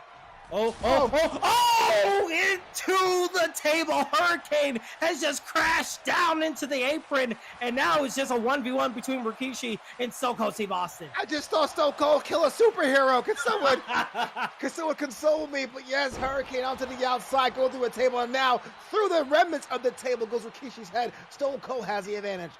Yeah, he has advantage, and now he has more of an advantage. Oh, but that sledgehammer going outside of the ring right there, trying to put more damage on his opponent. Oh, but that ladder, I mean, once it's sturdy right there, it hurts like hell. But now we see Hurricane not taking anything to light, bringing a chair in, and Rikishi with just a stiff chair shot. And now he's having his revenge, saying, if you're going to team up on me, I'm going to cause chaos and hit you with some chairs. Well, I can't blame them. Either you're a hero, you live long and return to a villain. And Hurricane with a chair was able to do that to both for only a short while, because as we say that, Hurricane is on the receiving end of a Samoan drop. And a little bit of a backstab from Stone Cold Steve Austin going after Rikishi. But oh my God! Going for a chair shot into a float over DDT, tornado DDT. Hurricane is going with a Luthress on the head of Hurricane, and right now Stone Cold's taking advantage. Why he never called it a Hurricane DDT? Always made me so upset. You're right. My God. Why did he never do that? Would be so great for marketing. Oh, but wait a minute. Finisher into a breaker. Oh my God. Oh my goodness. Stone Cold are earning that weak neck just decided. Another one. A slide slam there for Rikishi. Hurricane is rolling. You know what? It goes to say, if Stone Cold Steve Austin could take a suplex from Kevin Owens onto concrete and still be okay, you know what? I believe he'll be okay in this matchup as he's back out, but he gets a hurricanrana from Hurricane right there, and Rikishi trying to answer back, just working on the legs to keep Hurricane down for a little bit. Well, all you do is a little bit. You got to make sure your opponent's out the ring. And as I say that, there goes Hurricane rolling out the ring. Might be an advantage for Stone Cold with Samba Muscle, walk it dry, and get the pin. Yeah, and you can see so far, Stone Cold, flips Rikishi off. I thought he was going to go for a stunner, but I forgot he doesn't have any finishers. That would have been perfect. But Rikishi able to answer back, but Hurricane starting to stir a little bit. I'm surprised we're not seeing the ladder as much being to play. But right now, I don't know what Hurricane, was he? Oh, another table right there, Novanta. I can't believe that we've seen two people get themselves their arses kicked. You want to see more ladder play, and there is another Samoan drop from Rikishi. We're talking about advantage, and for a moment there, I was going to give it to Stone Cold, but it looks like Rikishi's a little bit faster on his feet when he gets knocked down. Yeah, he's getting a little bit faster. Just all these vicious kicks to the face on Stone Cold. But wait, Hurricane, he set up the table. Oh, but it doesn't break. I was getting a little bit scared because we saw Hurricane go through one table. I don't know how he would be after going through two tables. Well, yeah, going through tables are not fun, but as I say, that's an opportunity for Rikishi to can't get out of there to go through a table too, but thankfully, graciously, get pulled back into the ring. A little bit of a tease right there. Wait. Drop kick into the table! Commentator's curse. Are you kidding me? Stone Cold teases with a Rikishi table spot, but Hurricane is just getting hit every single time with a table. Booking this. Oh my goodness, poor Hurricane going through two and gets another one. Learn your lesson, young man. Stop doing this. Stop. He has a lust for pain, and I am all for it. But we see that. Just driving a bit to the ladder. Rikishi does onto Stone Cold. But Rikishi into another Samoan drop. Hurricane So we have a little bit of the transfer vertebrae here. Rikishi goes up and it's down. And here's an opportunity for Hurricane. So goes on the outside. Can Hurricane get the pin? Tries not to go for it and maybe try to put a little icing on the cake going to the corner of the ring. And this right here isn't the smartest idea if you do not get this match off, because Stone Cold can get up at any point in time. This could be critical. Float over. Here's the pin combination, possibly, maybe. No, the kick to the midsection. And I'm wondering deeply what Hurricane is going through right now to not going for the pin. Yeah, and he's not going for the pin at all. I'm surprised he didn't even go for it. He has, oh, but here we go. Samoa driver onto the cranium. And here we go. We're going to see a pin right here. It's so cold. He doesn't know. He doesn't know. Oh, my goodness. A 2 count right there, Navanta. Look, I understand being knocked out, that happens, but you getting the ring steps while losing a match must be embarrassing if you're Stone Cold Steve Austin. You got to make sure you know what's going on at all times. Yeah, awareness is so key in a multi-man matchup. If you're going for one thing, you believe your opponent just not able to get there for another one. Well, here we go. Stone Cold Steve Austin just being knocked out first, has an opportunity to turn the tables here. It is an opportunity, but it's floated by Hurricane. Another reverse DDT. Sting will be proud. He was not already upset about that. Rikishi's still on the outside. And again, another opportunity for Hurricane to get the win. Now opportunity for Hurricane, goes outside and misses. Hits nobody and is dazed. Yeah, he is so dazed, and I don't even know what could possibly go on for Hurricane. It just seems like he's been a wild man in this whole contest right here. Yeah, being the wild man, just memeing, maybe just, is that a hit or a miss? I have no idea what's going on. That's the guy's breaking the game physics. That's what he's doing right now. But Hurricane has just been so good at just giving out moves left and right. Yeah, and talk about memeing here. I think it was meme right there, not even able to hit anybody in that situation. And already, Stone Cold, we saw him open up the announcer table for a little bit, but I don't know if he's going to try to put that in play. I think he's just going to go for a pin. I think that was a stunner right there. 2. Ooh. Oh, close 2 count. I thought for sure Hurricane would not get there in time, but Rikishi was just a second away. Oh my God, planted into the ladder goes Hurricane. Yeah, and so far, Hurricane has just been constantly going through it, and Stone Cold getting hurt. And what was Rikishi? Oh, just trying to drop a ladder on him? That, I don't know if that's good sportsmanship right there, but I know a Samoa drop on the ladder. Oh, that's not going to be good for your back. Not the ladder, the spine of the ladder, right there, the most narrowest point is on Stone Cold's back and neck. We all know the history of injuries Stone Cold's had there, and well, he's not going to feel better after that. Yeah, and so far we see Hurricane still staying outside the ring and still trying to set up a table, which I have no clue why he would do this, because he knows he's going to go through it. Let's be honest here. He's just setting up his own demise. I mean, we see it like as all the time as another Samoan drop lands for Rikishi. But now Hurricane seeing this opportunity to go against Rikishi right here at Stone Cold. He is super stunned, so this might be an opportunity. Well, I would say this, Hurricane has plenty of opportunities to win this matchup, but just wants to inflict more and more damage, much to their own detriment. So many pin taps could have happened, but decided to go for a little bit of flair and showboating, and that's the reason why they're never in any of these pinning combinations. Yeah, and oh, just pushing him onto the ladder right there. I think Rikishi, everyone has all their finishers, but oh wait, Hurricane, this might be his chance. Stone Cold is still dazed a little bit. He could go for a front breaker, but he's gonna put him outside of the ring. And oh, I think he might be targeted for that announcer table. Is he gonna drag his opponent? He is. Oh my God, we might see some dangers right here, Navanta. Well, if I'm Stone Cold, I'll sit there and watch, because you can't get the pin outside of the ring, so why not incapacitate your opponent as much as you can? But as I say that, Rikishi's running away. What in the world? You messed up. You messed up. You messed up. We looked like a little bit of a shot going absolutely nowhere, and we saw everyone try to do another shot by double axe handle by Hurricane to hit nobody. That was pure insanity, but I think we're going to have more insanity in this matchup right here as Rikishi, the only one standing up, trying to take control of Stone Cold Steve Austin right there. As a nice reverse lands. Oh, but a neck breaker landing on Rikishi. Stone Cold gets another Luthez right here. That could possibly put him stunned opportunity. Might be a stunning opportunity, but you got to get your opponent back into the ring and before your other opponent finds out what they're doing. And that takes a little bit of time to make that sure a possibility, and that is enough to get your opponent up there. There goes your advantage. Yeah, and already, into a vicious power slam from Rikishi. Rikishi looking at Hurricane, but Hurricane just in the nick of time. Able to stun. What a stunner! Huge stunner! Rikishi is down, but Hurricane trying to capitalize, but he can't do it. I'm surprised. Oh, but a stunner! A stunner's for everybody here, people. Stunners for everyone.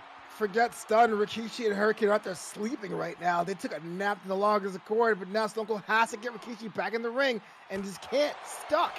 Oh, and you can see how much that stunner just hurt the Hurricane, because he's just moving, vibrating, just feeling the effects of that stunner in general. But everyone's back up. It's a neutral game right here, but Rikishi taking it to the face. And I thought we could have saw Hurricane and Stone Cold kind of team up to put Rikishi through the table, but it seems like it might be Stone Cold's turn. Well, forget pleasantries, forget accuracy, forget moves and hold. This is totally breaking down to a barroom brawl, and Hurricane was looking for what seemed to be a choke slam or rock bottom to the table, but Stone Cold had other plans. I mean, he could have done it for the Rock. That would have been poetic justice right there, but not able to land, as we see a fireman carry. Not really happening. Getting reversed. Rikishi putting him a hole, but actually he's gonna let this go. He's gonna let Hurricane do the damage. Well, when people talk about why triple threat matches are so difficult, that's exactly what that is, because there's not much time until you're hit in the back of the head or chop blocked or thrown away from a contest. Yeah, and we see Rikishi standing up Stone Cold. Stone Cold into a choke slam right there. Vicious move on the neck of Stone Cold, and now it's up to Rikishi into a vertical breaker, people. Oh! Vertical breaker. What? Hurricane going for the count outside. Guess falls. He'll count anywhere. Here's the pin combination. Stone Cold. Whoa. That would have been a perfect opportunity. Stone Cold was hurt after Rikishi, and the vertical breaker was a perfect chance. And his falls count anywhere here, people. So anything is possible. But Hurricane, what's Hurricane doing? Hurricane, he's going, running. Oh my God! Oh my! Wiping themselves out, almost hitting themselves on the ring apron, and now opening herself up to attack by Stone Cold. Hurricane has put their body on the line the entire matchup. Yeah, I mean, just a daredevil. I mean, it's apropos, but a super kick to the back of the head. Hurricane stirring back up, but Rikishi able to just stifle the momentum a little bit. But again, I don't see who could possibly take advantage unless someone does a finisher right here. A chop block by Stone Cold. What's up with that? Why are you hitting the back like that? And now Stone Cold is rolling, but he misses that last opportunity. Yeah, and you can see just Rikishi. It seems like he wants to do an announcer table. It seems like that's the big finish that he wants to do as he puts Stone Cold right there. But just a neck breaker from Hurricane, being the one who's on top again. I'm surprised he's not trying to isolate a little bit, but it seems like they're just comfortable in this situation right here. My heart goes out to those who want to take it on the opposite side of the ring, not seeing the action as everyone's fighting on the outside. We have commentators away from the tables. We have Hurricane doing tope suicidas. It is broken down completely here on this Extreme Rules matchup. Yeah, and you have to, I mean, if you're in the 10th row and you're on the floor, I mean, you're just like SOA. You have to look at the big Titantron screen to see what's going on. But it seems like Rikishi made his way back in, going to the top rope. I don't know if that's going to be a good move. And Stone Cold puts him down into the ring apron saying, "What you doing there, big boy? I need you to be down on the ground, getting these stack of dimes and get you a stunner." But so far, Hurricane, I think he's going to stay on, and the table is just in play. But Rikishi going back up. Oh my God, we got fire here in Novanta. Oh my God, this Rikishi almost puts himself through the flaming table. Why would you do that? And now we have ourselves a bit of a hazard on both sides of the ring. Stone Cold's posing. We have a fiery table. The ref has no control of what's happening in this matchup. We've seen fire so many times in ECW. In WrestleMania 22, Mick Foley versus Edge. Who could ever forget that Extreme Rules match?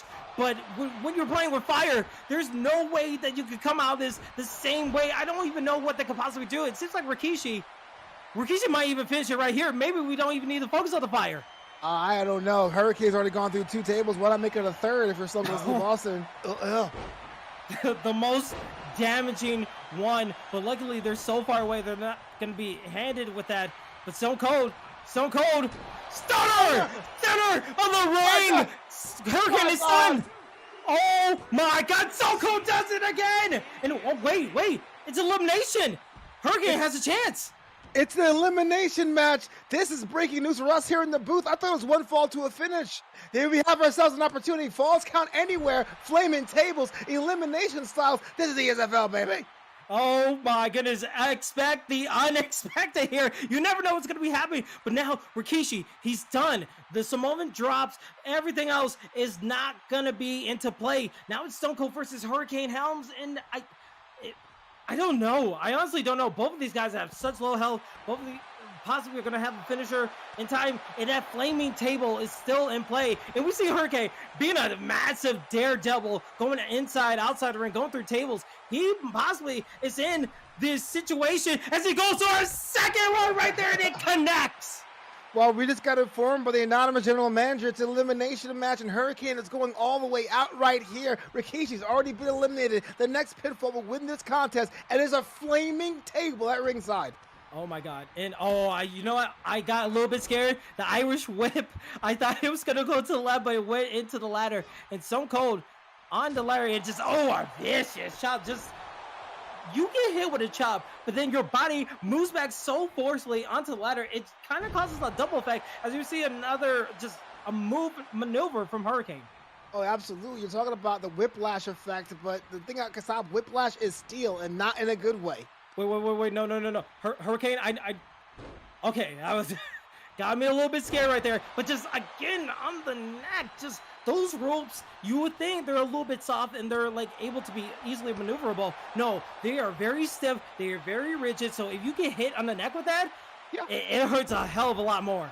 Oh, absolutely. I'm not sure if anyone knows in the chat, but the ropes aren't really ropes. They're a twine cable that is covered in plastic. That's why when you run the ropes, it can actually damage your skin. And so being thrown through that is always bad news. Oh my God, and you saw Hurricane. He was going to throw his opponent through the flaming table, but Hurricane, he's a little bit in damage. Oh my God.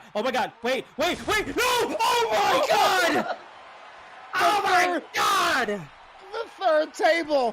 This one flaming, the Hurricane, and now the elbow drop. Stone Cold is rolling. His body has to be charred. Pure, straight, barbecued Helms. It just, oh my God. That's where most of the fire was on his back. He got hit in the hardest part of the ring right there. Oh my God. He has a family there, Kingsley. Someone stop the damn man. And the middle finger. Stone Cold knows what he's doing. Oh my God. And a stunner to boot. Oh my God. The flip off, the stunner. Oh, what? What? I'm sorry. What? What? Is this AEW? What's going on? A flaming table. It kicked out a 1. Are you kidding me? The fighting spirit of Hurricane to say, screw your finish. I want to kill. Oh, Burner breaker. He lands it. This could be it. 2. Oh my God. Stone Cold had to use a resiliency payback to have a chance, or else that would have been an upset. How many match of the nights have we had so far? I am completely in awe of what these guys are doing. I'm speechless right here, Novanta. We had stunners, flaming tables, ladders going outside. This one gave us all, and we're not even done yet. Already another 5-star matchup. Stone Cold has the advantage, but for how long? Yeah, and if you are watching this, you haven't told your friends about this, you need to tell them right now because they're seeing a classic right now. This is ESFL hosting ESFLW. I am your host, commentator, Kingsley. Alongside me is Novanta, and we're watching one hell of a Stone Cold Hurricane Helms matchup right here. It's been surprise after surprise. Here's another double bird salute by Stone Cold. Here comes the punch. Stunner! Another stunner. I don't know. 1, 2, this has to be it. 3, Stone Cold, ladies and gentlemen, wins the triple threat Extreme Rules matchup. You can't fault Hurricane doing so much, going through so many tables and ladders, being the target of so many missed strikes and double axe handle smashes that come within inches of winning this contest. But today, it was all the Texas Rattlesnake. Stone Cold, baby. Yeah, are we still seeing that flaming table? Because it's heating up. I am sweating from how crazy that matchup was. Stone Cold able to get rid of Rikishi and then just have a barn burner between Hurricane and himself. And I don't know. I'm the GOAT. it was Stone Cold Steve Austin. He takes a victory, but kudos for everyone in that matchup for putting on such an electric kind of match. Just witness history, man. A flaming table kick out of one. I've never seen it before. Dude, I don't think I've ever seen it since. You see people going through flaming tables and they can't even like stand up from that. To kick out of one and hit a vertebraker to even have a chance? Are you insane, people? Yeah, and that's the question you have to ask yourselves. But we now have to move on to our next matchup. Tell about it, Kingsley.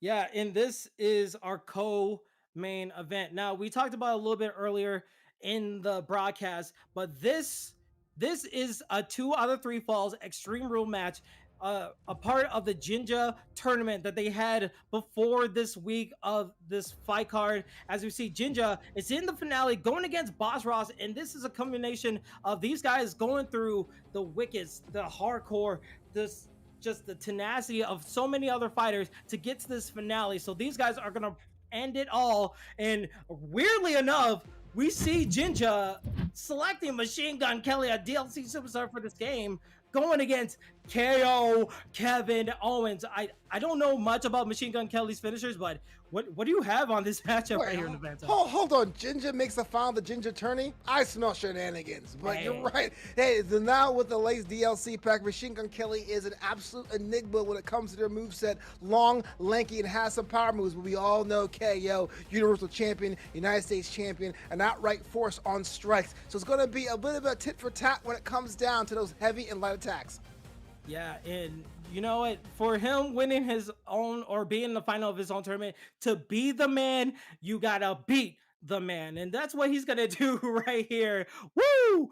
As it's gonna be an Extreme Rules.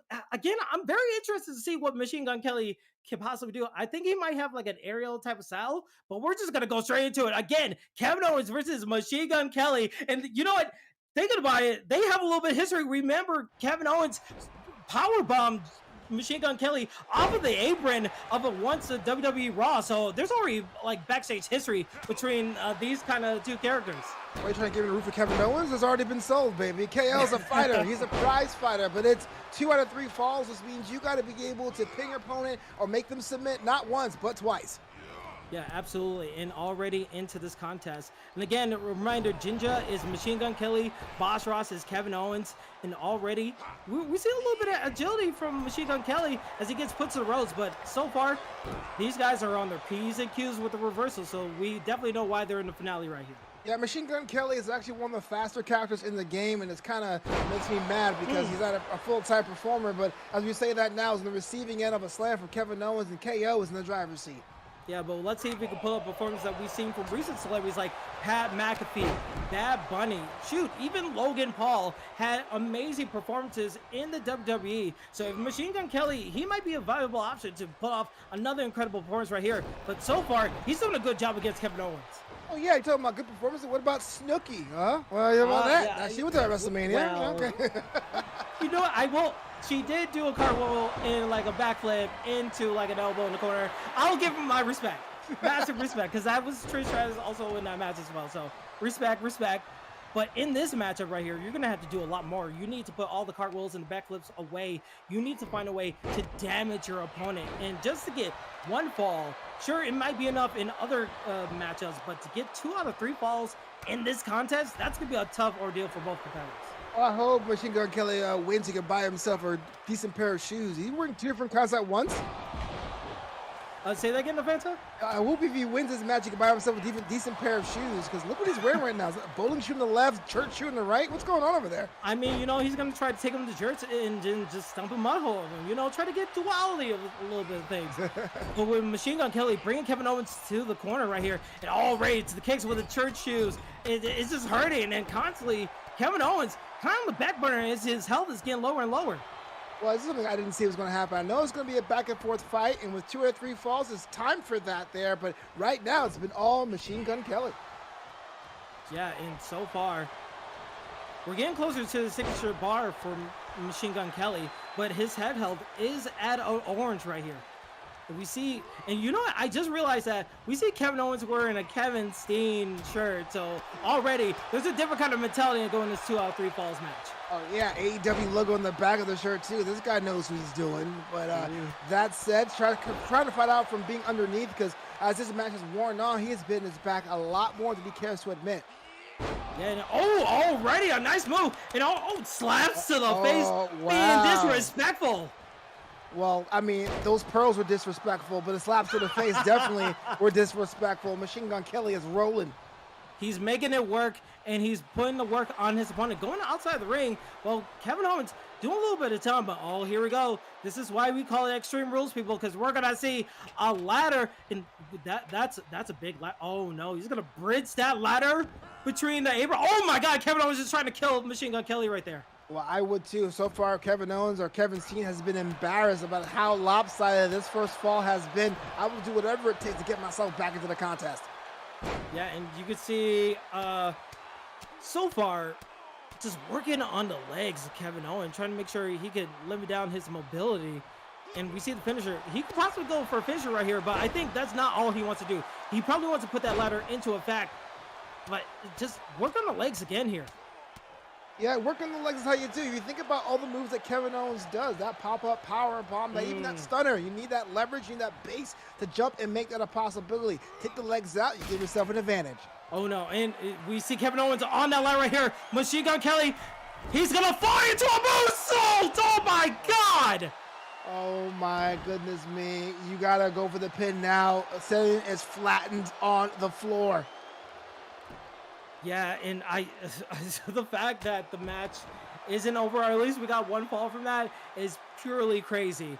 But Kevin Owens, this is probably the best for him. Even though it's a falls count anywhere, he has more avenues to inflict damage onto his opponent, and he could possibly, this is a SmackDown arena, so he could go into the crowd and try to hurt his opponent that way as well. I would too if you had that used to your advantage. Look, you have to use the entire arena, all parts of it. That's the weapons inside, outside, underneath, and the barricades to get yourself any other advantage you can to walk away with a pinfall. Yeah, and so far, we see Kevin Owens, his stun bar is getting very, very close. But so far, taking control as he just throws Machine Gun Kelly into the steel steps. Ginger not really having a good time, but Kevin Owens, what in the hell is he thinking? Oh my God, to the spine! Oh my God!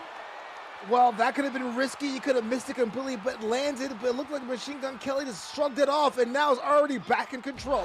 Oh, and the powerbomb for himself. I think that was a signature move or maybe a finisher. I don't know, but now Kevin Owens is a little bit hurt. And just the forearm or the elbow to the face. And we're just in constant combinations from Machine Gun Kelly. Well, combinations is all great, but doesn't matter until you get that pin count. Best out 2-3 falls. Something has to happen, and something has to happen soon. Yeah, and the falling powerbomb. That could be the first count, and that is it. Ginger takes the first fall, but he needs to get the second one. Kevin Owens still has a chance. Boss Ross still has a chance. But Ginger, to be the man, you got to beat the man. And so far, he has proven to be the man he wants to be in this tournament. I did not understand that use at all. I guess maybe a long-term strategy was in play. Kevin Owens has the resiliency payback, opted not to use it, maybe to save it for later, but either way, it's down one fall in his best 2 out of 3 falls contest. Yeah, it could be a strategy. You know that you could risk one fall being down, but once you get that second fall, that's all she wrote. So it could be a good strategy, but we see tables and chairs being implemented, already a chair shot from Boss Ross using Kevin Owens. And now it's up to Kevin. What can he possibly do? And it seems like, I thought we were going to go into a little bit of a barricade, but now we're just doing a little bit of dirty fighting right here. Well, you got to do whatever you can. Look, I understand moves and holds are great, but you're at such a disadvantage. Sometimes those weapons will help you cut that ground. I would start wailing at him, and that's a stunner. Stunner from Kevin Owens. Here's the pin attempt. Oh, my God. This could be it. Can we have a tiebreaker? Oh, no. Only a 1 count. Possibly he uses resiliency, or maybe he's like, I don't know. But, again, he needs to keep on the pressure of your Kevin Owens. You need to make sure you hurt your opponent as much as you can and get that signature bar up. Yeah, you got that signature bar up. You're not going to be able. And now there's a float over. Natural selection looks like, and walking away. And now the announce table's getting to the equation. Surrounded by a table. Machine Gun Kelly's not enough. Wants the announce table to do some heavy damage. Yeah, and you can see just working on the neck and going for a neck breaker right there for Jinja.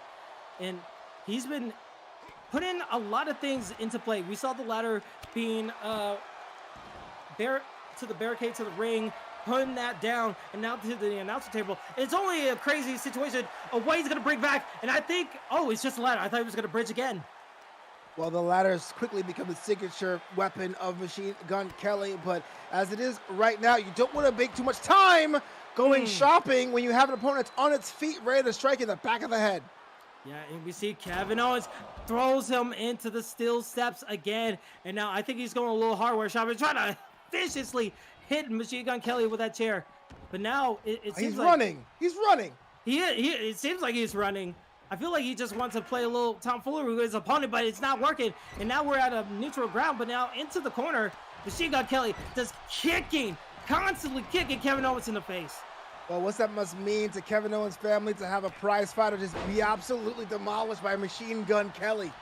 Oh, we'll never hear that on Twitter. That's all I know. It's going to be nothing but Cass just trying to kill Machine Gun Kelly as a DDT lands for Jinja. And now Jinja just working the head of his opponent. We still have a ladder in play. We still have a chair in play, but who knows what could possibly happen in this contest? Well, I don't know who knows, but MGK has the advantage. MGK has momentum. Everything is growing for that side, and well, they got to stop taunting and showboating and get that second pin, or else you're going to give Kevin Owens a second win. Yeah, absolutely. And you see Machine Gun Kelly, another DDT. That stun bar is very close, and he has 2 finishers to boot, so who knows what could possibly happen. But Kevin Owens, he needs to start working right now. But again, the stun bar. Oh, we're not going to see a finish. We're going to see a ladder right here on Navanta. Look, man, wins and losses all part of professional wrestling, but you're getting DDT 2, 3, 4, 5 times in a matchup. Something is going wrong with the timing of your reversals. Wait. Oh my goodness. That could have been close. It looked like he was trying to go for a stomp right there, but he just not connected. And luckily for Kevin Owens, not able to get it, but he's able to put more damage on his opponent. But scary moves that he was going to try to do. He was trolling us all. He was like, go and climb the ladder. I'm going to come right down. What are you guys doing? I'm not extreme. Yeah, but he seems like he's going to go more extreme right here. There's no briefcase, so I don't know what he's doing on top of the ladder right here. Unless he's going to try to dive off his opponent. Kevin Owens is expecting it, but he gets hit with a forearm either way. I have questions there, Kingsley. You see your opponent on top of the ladder, you go into the ring for the kick in the back of the head. Never mind, he's playing possum. What a shot. He tried to goat him and he tried to go for a super kick again, but another DDT. Oh, no, vicious one, making him bounce around from that. And now we see Machine Gun Kelly.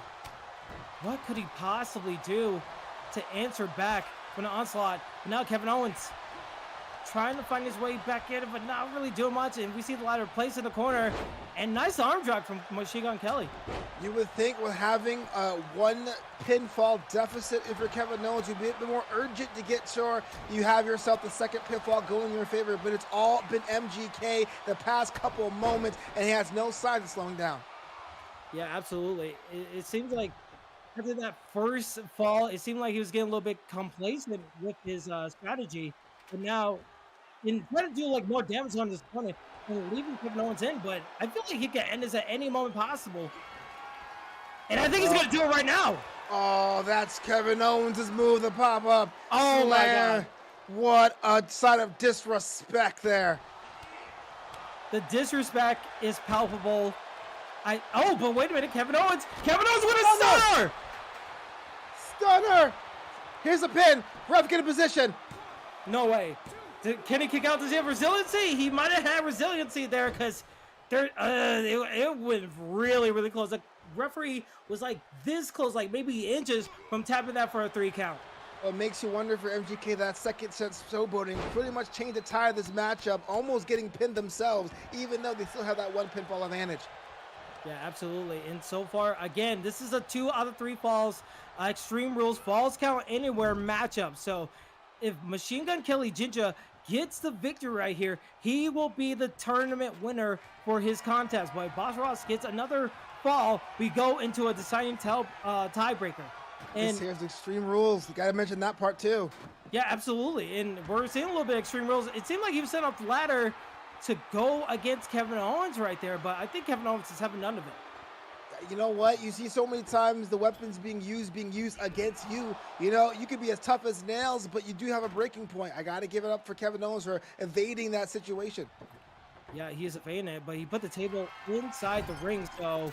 Wait. Oh, drop kick! Got him while he was sleeping. He's setting up the table, but now we see Jinja not taking a liking to that. It goes for a DDT. How many times you're going to see that DDT, and how many times you're going to do it if it works out every time, right? MGK, a DDT machine. Yeah, DDT machine indeed. And right now just working on the limbs, and say he was able to work with that center, but maybe so much that there was like damage on his arms, he couldn't get the full effect, and that's why MGK was able to kick out of that situation. But now we see Machine Gun Kelly setting up the table in the corner, and oh, Nevada, I don't like where this is going right here. Oh, you don't like it? I think MGK is going to love it. If KO does not wake up, this is going to be a very short night for them. It's going to be a highway to hell as they go through the table. Kevin Owens is hurt, going through a table, not one on fire, but still hurts nonetheless. As we see Machine Gun Kelly having 2 finishers right there. Owen for a little bit of insult to injury, and I guess took too long because Kevin Owens get themselves back into the matchup. Yeah, get into the matchup indeed, but he had so many opportunities with his stunner and his finishers, but a nice super kick will end, but the kip ups will work, but he kips up again. It's just deja vu with these maneuvers. It's just not working out for him. We have says it looks like going towards the end. Machine Gun Kelly with the bicycle kick. Kevin Owens is down. He's rocked. I don't think he's getting up here. And now this may be the end of times for Kevin Owens, barring something miraculous. Yeah, and I don't know what he's planning. I'm surprised he's not going for a finisher or maybe the oh my God, on the ladder! Oh, that's how you do it with his own move. 1, 2. Oh, what in the world? You take a power bomb to the neck, to the head, and you still kick out? Someone called medical attention there. You saw Kevin Owens just buckle. That could have been seriously injured. Oh, but he gets a reversal. He got Machine Gun Kelly on that ladder right there. But I don't know. This could be anyone's fight. This is anyone's fight. Machine Gun Kelly only has to pin Kevin Owens one more time. Kevin Owens has to pin Machine Gun Kelly 2 times to win this matchup. Yeah, and he's setting him up right here. Going for a super kick, not literally landing, but it gets a reversal. And tries to go for a stunner right there, gets reversed. Oh, it's just back and forth. Back and forth action here. Oh, into the referee. Ref was dazed quite a second. I thought there'd be a ref bump, and there's another. We're having a block party here. Everyone was evading everyone, but finally Kevin Owens the kick down. Yeah, absolutely, and just maybe the referee was a little bit in collusion with Machine Gun Kelly because the ref bump totally disrupted the whole momentum of the situation. And now Kevin Owens, he has a chance. He's getting closer and closer to his signature bar right here. But Machine Gun Kelly, oh, I thought he was gonna go for another DDT right there. Well, yeah, if you go for the DDT, why not? They worked for them all night, so try to switch it up. Didn't work out for them this time. Yeah, and so far, the reversals are landing, and the finishers are equal now. It could be anyone's fight, but Machine Gun Kelly putting his opponent in the corner, just punching to the gut. But a nice reversal from Kevin. Kevin! Oh, he wanted to go for a stunner so bad right there. Stop lying here, Kingsley. Anyone's contest. It's been all MGK the entire matchup. What are you talking about? See, we say that, but then we see these crazy maneuvers, and oh, wait. We see a finisher coming from MGK. He's trying to end it right here. That is it. Powerbomb landing. 1, 2. Oh, resiliency right there, Levanta. Well, that's the thing I wondered about in that last fall, why Kevin Owens didn't use it. That was what it is, because MGK had that match won dead to right, but Kevin Owens lives to fight another day. Yeah, he lives to fight another day, but now he's getting thrown out of the ring, and you have to think the announcer table is very much near. You know, yep, here we go, Machine Gun Kelly. Putting him on the announcer table. Oh my God. What is he thinking? This could be a very damaging maneuver right here, Nevada. You got to find a way to kick out if you can. Kevin Owens, DDT! Bouncing off the floor, and now you're just playing with your food there, MGK. Just ending it, just finish it. Here's a rollover, Death Valley driver, and the slaps to the face. Just disrespectful. Very disrespectful indeed, and the fact that he's not going for a pin, he just wants to make his opponent suffer. But I think this might be it. The spin around into our airplane, because you're going to crash down with a power bomb. That has to be it. 1, 2, 3. Jinja wins the tournament finale, and that is your winner in a highly contested matchup. As you can see, the chaos all throughout the ring, and my God, what a matchup, Navanda. Oh yeah, Ginger wins the Ginger tournament, Ginger Invitational. How about that with MGK? I'm just saying, I've seen some matches, but that right there was a butt kicking I didn't have to see there, Kingsley. Yeah, this whole fight card has got me speechless, but I feel like with that matchup, along with the triple threat, has been so crazy.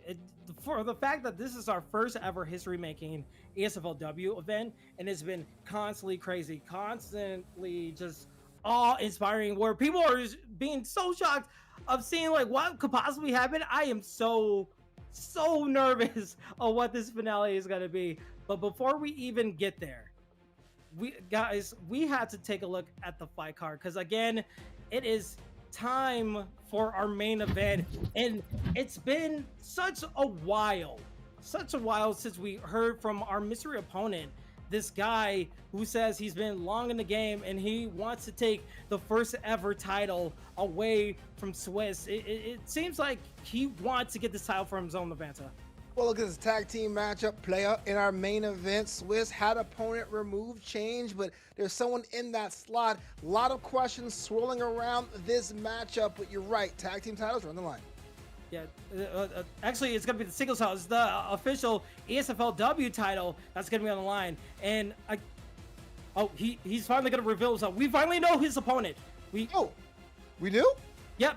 I just heard from the back, and Thank goodness. Yeah, we finally have him, and it seems like, oh my God, you're never going to believe this. It's going to be Swiss going against me. What? I am the title competitor. Wait, you guys hold think? on. Yes. You're the title. You've been in the booth all day. How do you get a title match in the main event? You think I was gonna let someone from this community take away my spotlight? This is my game. I love wrestling. I am wrestling. I was born on 3/16, so you know I'm a stone cold killer in this game. And if you think I'm gonna let any one of you be the first ever ESFLW champion, you got another thing coming. Oh, you know what? I should have known this. You were on the phone with the guy. You said he had a long time listening and watching and playing video games. I should have known it was you there, Kingsley, but fine. It was you all along. Dang it. It was me all along, and when I win this, you're going to see more of me. So, bye-bye for now. I got to win a title. Wait, if you're leaving, who's going to be in the booth with me? I can't do this alone. Hey! He's gone. All right. Well, I don't know who's going to be my broadcast colleague, but I guess we have breaking news. Kingsley is heading down to the arena to be in our main event matchup here. It's Novanta on my first time here with that WWE Esports, but I've just been informed I'll be joined by Boiler. Boiler, what's going on there, buddy? Help me out. Man. Devanta, so stoked to be here, man. Oh my God, this has been like the most extreme event. Like, I don't know, it's such a great way to mix it up from UFC, bring it to the WWE crowd, and each match has just been like so fun and ramping up in intensity, man. It's great stuff. Oh, here's the dealio. So my broadcast colleague sits there as a goat in the booth, decides to go down to the main event because somehow he knows the general manager or something, and now you're stuck with me. Yeah, man, no, you're stuck with me because it's like, hey, man, I'm actually joining a fight. I heard this like 2 minutes ago, like right when you heard it pretty much. I'm like, all right, man, got my ESFL shirt. Let's go. I don't know. Let's do it. Been a long time wrestling fan. Been a while since I've been involved, so I'll have to rely on you on some of the new stuff, you know what I mean? But you guys have been kicking ass. It was so much fun. What was your favorite match so far, you think, tonight? I got to get it. That's how Walter Rock matchup. There was something that was going to be good on paper, but it was a different thing than I thought it would be, but it definitely lifted the hype. 5 rock bottoms, so many power slams and power bombs. Instant classic. Definitely the triple threat, the Money in the Bank, that 5-man match to start it off was chaos. That was a lot of fun. Seeing Elitist and Bossman, though, that was, I don't know, gotta be one of my favorites too. So like, I swear, each one's been unique. Each one's been a lot of fun. I mean, we got Swiss coming up against Kingsley, but I got no idea who they're picking or what kind of fight. You got any insight on this? I have no idea. I just met Kingsley's name. He was like, "Oh, woe is me. I'm just a lowly commentator. I haven't played video games. I haven't played these things in so long." And now he's like, "I'm the champion." It's like, oh my God, he totally swerved me, bro. So I got to give them a little bit of advantage because I was fooled the entire time. Let's see what they're gonna pick. I thought something fishy was going on. I had no idea really what was going on, but Kingsley's like, yeah, I've been messaging people and talking to people. I'm being like, it's actually kind of weird about this. So now we know the truth, though. So good one, Kingsley. Got over on us, man. Yeah, absolutely. Well, we're trying to figure out who Kingsley's going to pick and who his opponent's going to pick here. And we might be going to SmackDown for our main event, our first card. And we've been here for what, 2 hours, but it feels like 15 minutes based on the high octane action we've had here before. ESFL has done things the UFC, first WWE event, and hopefully not the last. Absolutely, it's not going to be the last. We're having a good reception and a ton of fun. Well, I don't know what you know about Swiss, but he's one of the best ever to compete in ESFL, and actually he was part of Young Butter's tournament last week, Wednesday night. I think I did some commentary on that with K Young Butter. Swiss ran through the competition, won $200, but I've never seen him in WWE. I know he plays all different types of games at a high level, so this will be really funny to see what Swiss is up to against Kingsley, who, as you heard, he's been fighting since N64 days. He's been on the grind in these games, But riddle me this there, Broiler. You're Swiss. You've been training or topic your game. You had an opponent. It was swapped out for 2 hours. You didn't know who it's going to be. And bam, swerve. It's Kingsley the entire time. How would you prepare if you're Swiss right now? Man, Swiss is born ready, so I don't think it'll phase him too much. I don't know if he had a specific game plan going in, but Swiss has been in there with the best of the best. I think he won't be, this won't mess with his psyche. We'll find out, though.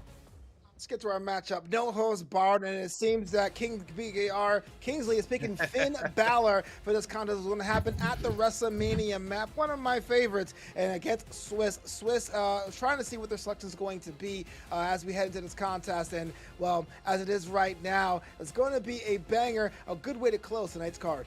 Yeah, I like what Kingsley said. He's born on 316. I didn't even notice that, but if you look at his screen name right there, maybe that could be a hint. 316.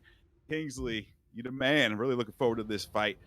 So, looks like Swiss is locked in to Shawn Michaels. Yeah, definitely. They're going in, man. Oh, man. Shawn Michaels, the Heartbreak Kid against Finn Balor. Balor Club. You know what? If this was a real-life matchup, I would buy a ticket twice over there, spoiler. So I know you went to SummerSlam recently. You've been to WrestleMania, or probably the question is how many WrestleManias you've been to? I've been to 2 WrestleManias. I've been to the one this year, and I've been to the WrestleMania 26. That was Shawn Michaels with Undertaker's streak, first career. One of the best matches I've ever saw live. That's sick. That's awesome. Hell yeah. Well, walk us in. What do you think Shawn Michaels got to do to win this matchup, man? Well, here in our main event, if you're Swiss, you got to be training yourself, getting yourself warmed up at a high level because you didn't know who your opponent's going to be. You're going against Finn Balor, which means you're pretty much the same size, the same speed. You don't have to worry about a super heavyweight, but you got to be tactical because you know dang well Finn Balor hits hard. Heavy power, but like you said, he's got some agility. He's not just going to be sitting there waiting for you to punch him in the face, give him that sweet chin music, nothing like that. So you got to be agile. I know Swiss is, very pressure heavy in the UFC game. So I expect him to bring in a flurry. I've played a lot of wrestling games in my day, but I haven't played this series for a couple years, at least a few years. What is the best way to counter against pressure? Because that's what we're going to have to see here if he's going to defeat Swiss. So one of the dynamics here in 2K22, which is why I prefer the game, is that there's many ways to counter. In the olden days, it was just a counter button. Just a reversal button, but now you can counter strikes and holds and basically predict your opponent, what they're going to do. It really helps against cheesing moves in that space. So it really comes down to how creative you're going to be. And speaking of creative, here is the Prince. Balor Club is for everyone. WrestleMania time, and that is my co-caster, y'all, making his way to the ring. That's awesome. That's so cool, man. Looking forward to this. What do you think, Finn's? What is Balor's route to victory? Now, you already said he's very agile and good at counters, but what else are you thinking here? Finn Balor has a little bit of the strength advantage, especially this version of Shawn Michaels. I will go back to the 1916 DDT to set that up into the coup de grace onto the chest of Shawn Michaels. That's the combination I'll be going for. That's what I'll be looking for if I was Shawn Michaels. You heard it here first. Great stuff. All right, man. So what was this? This was a no holds barred. Is it a single fall, I think? This is single fall, no holds barred, which means weapons are legal, submissions, chokes are legal if need be, but the pin has to happen inside the middle of the ring. Okay, it has to be inside the middle of the ring, the pin. Great to have the rules of the road. We've seen so many different matches tonight. Kingsley, man, he needs to come out hot because if Swiss gets ahead on you, man, you're in trouble. Let's see what happens. Well, Kingsley has to be hot. He had the psychological high ground for 2 hours talking about, I don't know who the opponent's going to. He knew the entire time, Boiler. He knew. Absolutely, absolutely. All right. Well, Swiss has taken the advantage at the beginning, but Kingsley needs to control those jitters. Come out hot, but you also get a little jitters. Swiss is not having it. Oh, top of drop right there. That's not good. Oh, double. Yeah, just compressing that back, the health, if you will, that would actually help you out later on when it comes down to those setup moves with Sweet Chin Music. There you go, for sure. It's all about that setup in this game is what I've been noticing, huh? Signature moves are great to give yourself some leverage for that finisher as well, and this league encourages that signature to finisher chain. Everybody wants to see that. That's the fun stuff. And we see some crazy finishing moves and, high acrobatics off the top rope through flaming tables, all types of stuff. So it's been a lot of fun tonight. But Swiss is just getting over on him right now, man. Well, Swiss coming out hot. A lot of times the UFC players go into WWE, they try to go for that UFC kind of player like a Brock Lesnar or even a Goldberg, but fancy going for a technical wrestler like Shawn Michaels. It gives you a lot more options with your strikes, a lot more options with your moves and holds. Ooh. Let me tell you what, you never want to be backed up against the ropes against Swiss, and we saw what happened here. Nice. All right, this is where Kingsley needs to start getting it together. Nice splash down. That was beautiful. Too early to go for the pin here, but if it was late in the match, you would have, and a stomp to the chest. Just 2 feet planted right in the basket. I like it. Now, Boiler, let me ask you this. Have you played 2K22, and if so, who's your main? No, I haven't played 22. I think the last one I played is a few years ago. But I got wrestling, almost every wrestling game that came out between like 1993 and 2003. So it's been a little while since I took a hardcore. Doink the Clown. They got Doink the Clown in here. He's one of my. No, I'm just joking. They do. Yeah, they do. It's in the Clown Around DLC pack. I figured. I knew that they had him. I would do that just to troll people, but hard to say who my style would be. I always like Razor Ramon a lot. So. Okay, yeah. Say hello to the bad guy. Hell yeah. And Kingsley trying to get a breather here after being just overmatched there by Swiss in our main event here. This is a no-holds-barred contest, and it looks like he's trying to shake out some of the cobwebs, but just like that, you have a moment of respite as HBK gets back at his winning and striking ways. Yeah, I was hoping Finn was going to be able to center himself, maybe get some momentum. It seems like this game has a lot riding on momentum, and unfortunately, Swiss has the momentum again. Low blow again. He likes that double shot. Oh, that's I always wondered why inverted time that drops illegal. I know it's supposed to be in compressing your spine, but they're being really close to the twig and berries for my liking. But yes, it's a legal maneuver here in professional wrestling. Yeah, man, that's a rough go. Watch out. That's Sweet Chin Music. Sweet Chin Music. Here's the pin. Ref, get in position. One hooks the leg. Kingsley can't move. Kicked out at 2. Okay, good. All right, we got to see Kingsley get up and get a little bit of action in. Come on, Kingsley. I'm rooting for you, man. That was beautiful, Sweet Chin Music, man. I can't believe he got up. He was like 1 millisecond away. Just before the match got started, it was almost over. Sweet Chin Music from HBK had Finn Balor just eyes glazed over, rolling in the back of their head. Finn is getting chopped down. Not good here. Oh, it is not good. And the little sign of disrespect to the forehead. And Finn is dazed, kind of pretty much out of energy whatsoever. But here's a bit of a reverse. A start for them and a double kick, drop kick, but it's on the receiving end of strikes from HBK. Swiss has been in control from the jump and is showing it now at WrestleMania. Swiss has landed about an 8 or 9, 10 strike combo, puts him on top of the ropes. Trust me, when I fought Swiss in UFC, the last thing you want is to be pinned against the cage with 8, 10 strikes in a row. Not good. This is my finishing, man. I don't know if Kingsley get up from that. Superplex, and Balor is dazed. Balor is rocked. Shawn Michaels has that finisher saved, has that signature move saved. They're in control in more ways than one. Brutalized with that knee, man. That's an illegal knee in the UFC, but Swiss knows that he's got whatever rules he wants, no holds barred. No holes are barred, and now you might call it showboating, but I think it's a moment of getting himself some juice, but it's all for naught. Swinging neck breaker from HBK, and right there, we are going to an ad break in the middle of the matchup. What is going on? Because someone's a Twitch affiliate, and we're streaming on Twitch right now. Oh my goodness! We gotta get that advertising revenue on ESFL. Hey, you guys gotta get more donations, otherwise we need advanced auto parts here. Throw us with donations. Rise of Wireless, the official carrier of ESFLW. This is the legal stream. This is the legal stream that I know about. So we're gonna wait and hear a word from one more Xfinity, the #1 competitor to Verizon. I don't know, man. Guessing what happened. Oh, we're back, baby. We're back. And now our chair is out. Oh my gosh. Swinging neck breaker in the chair. Brutalization continues though. Yeah, brutalization is the way to say it, and Finn Balor has not had anything going for them. As soon as they get a little bit of leverage, HBK comes back.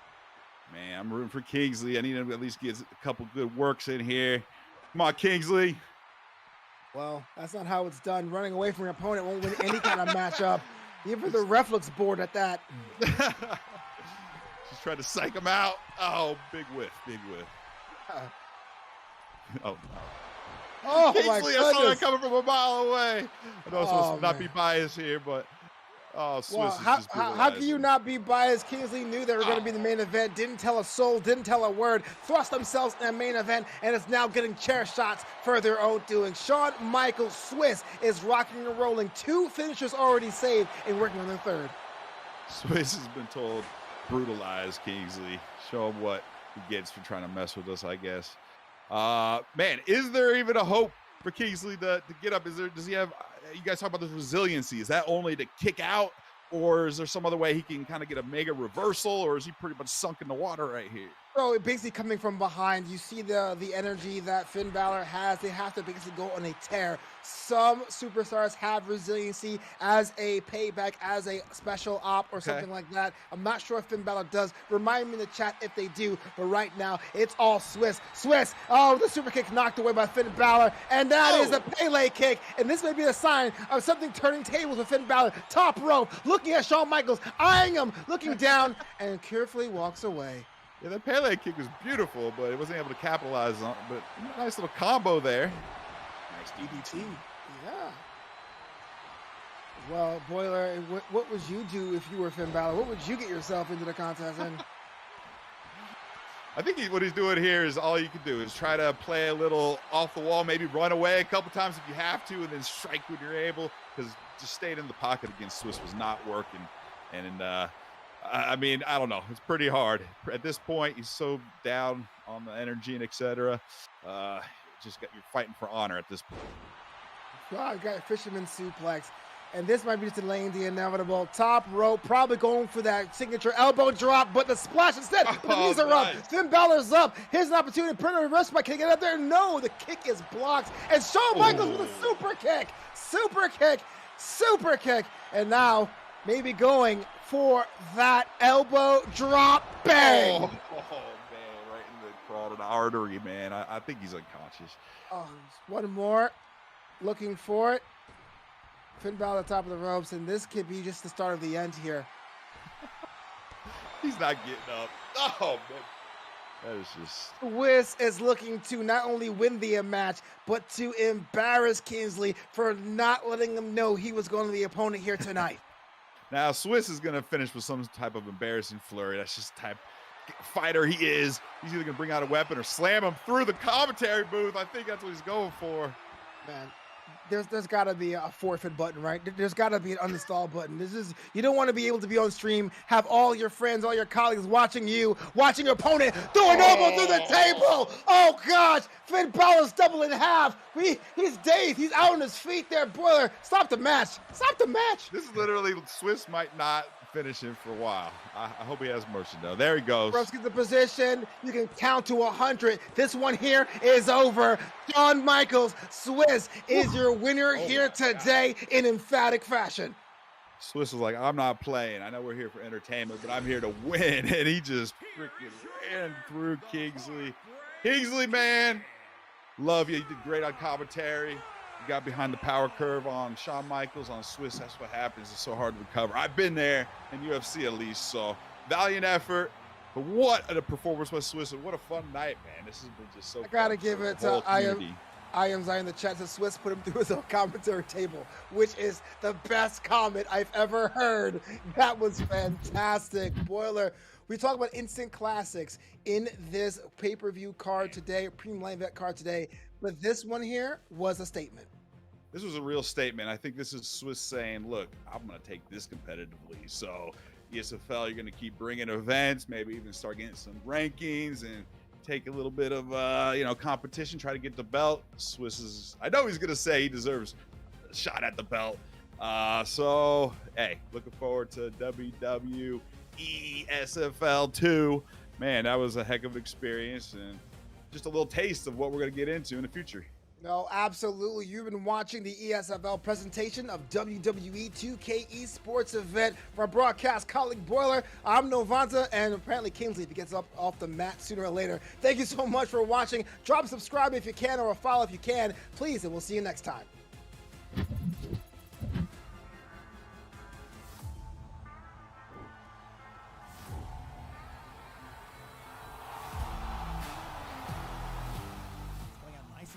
Already try. Oh, beautiful counter to the takedown. Thank you for joining us tonight. The disadvantage Desire, but then he. Waiting too much on Trixie. Nice shooting, but turning.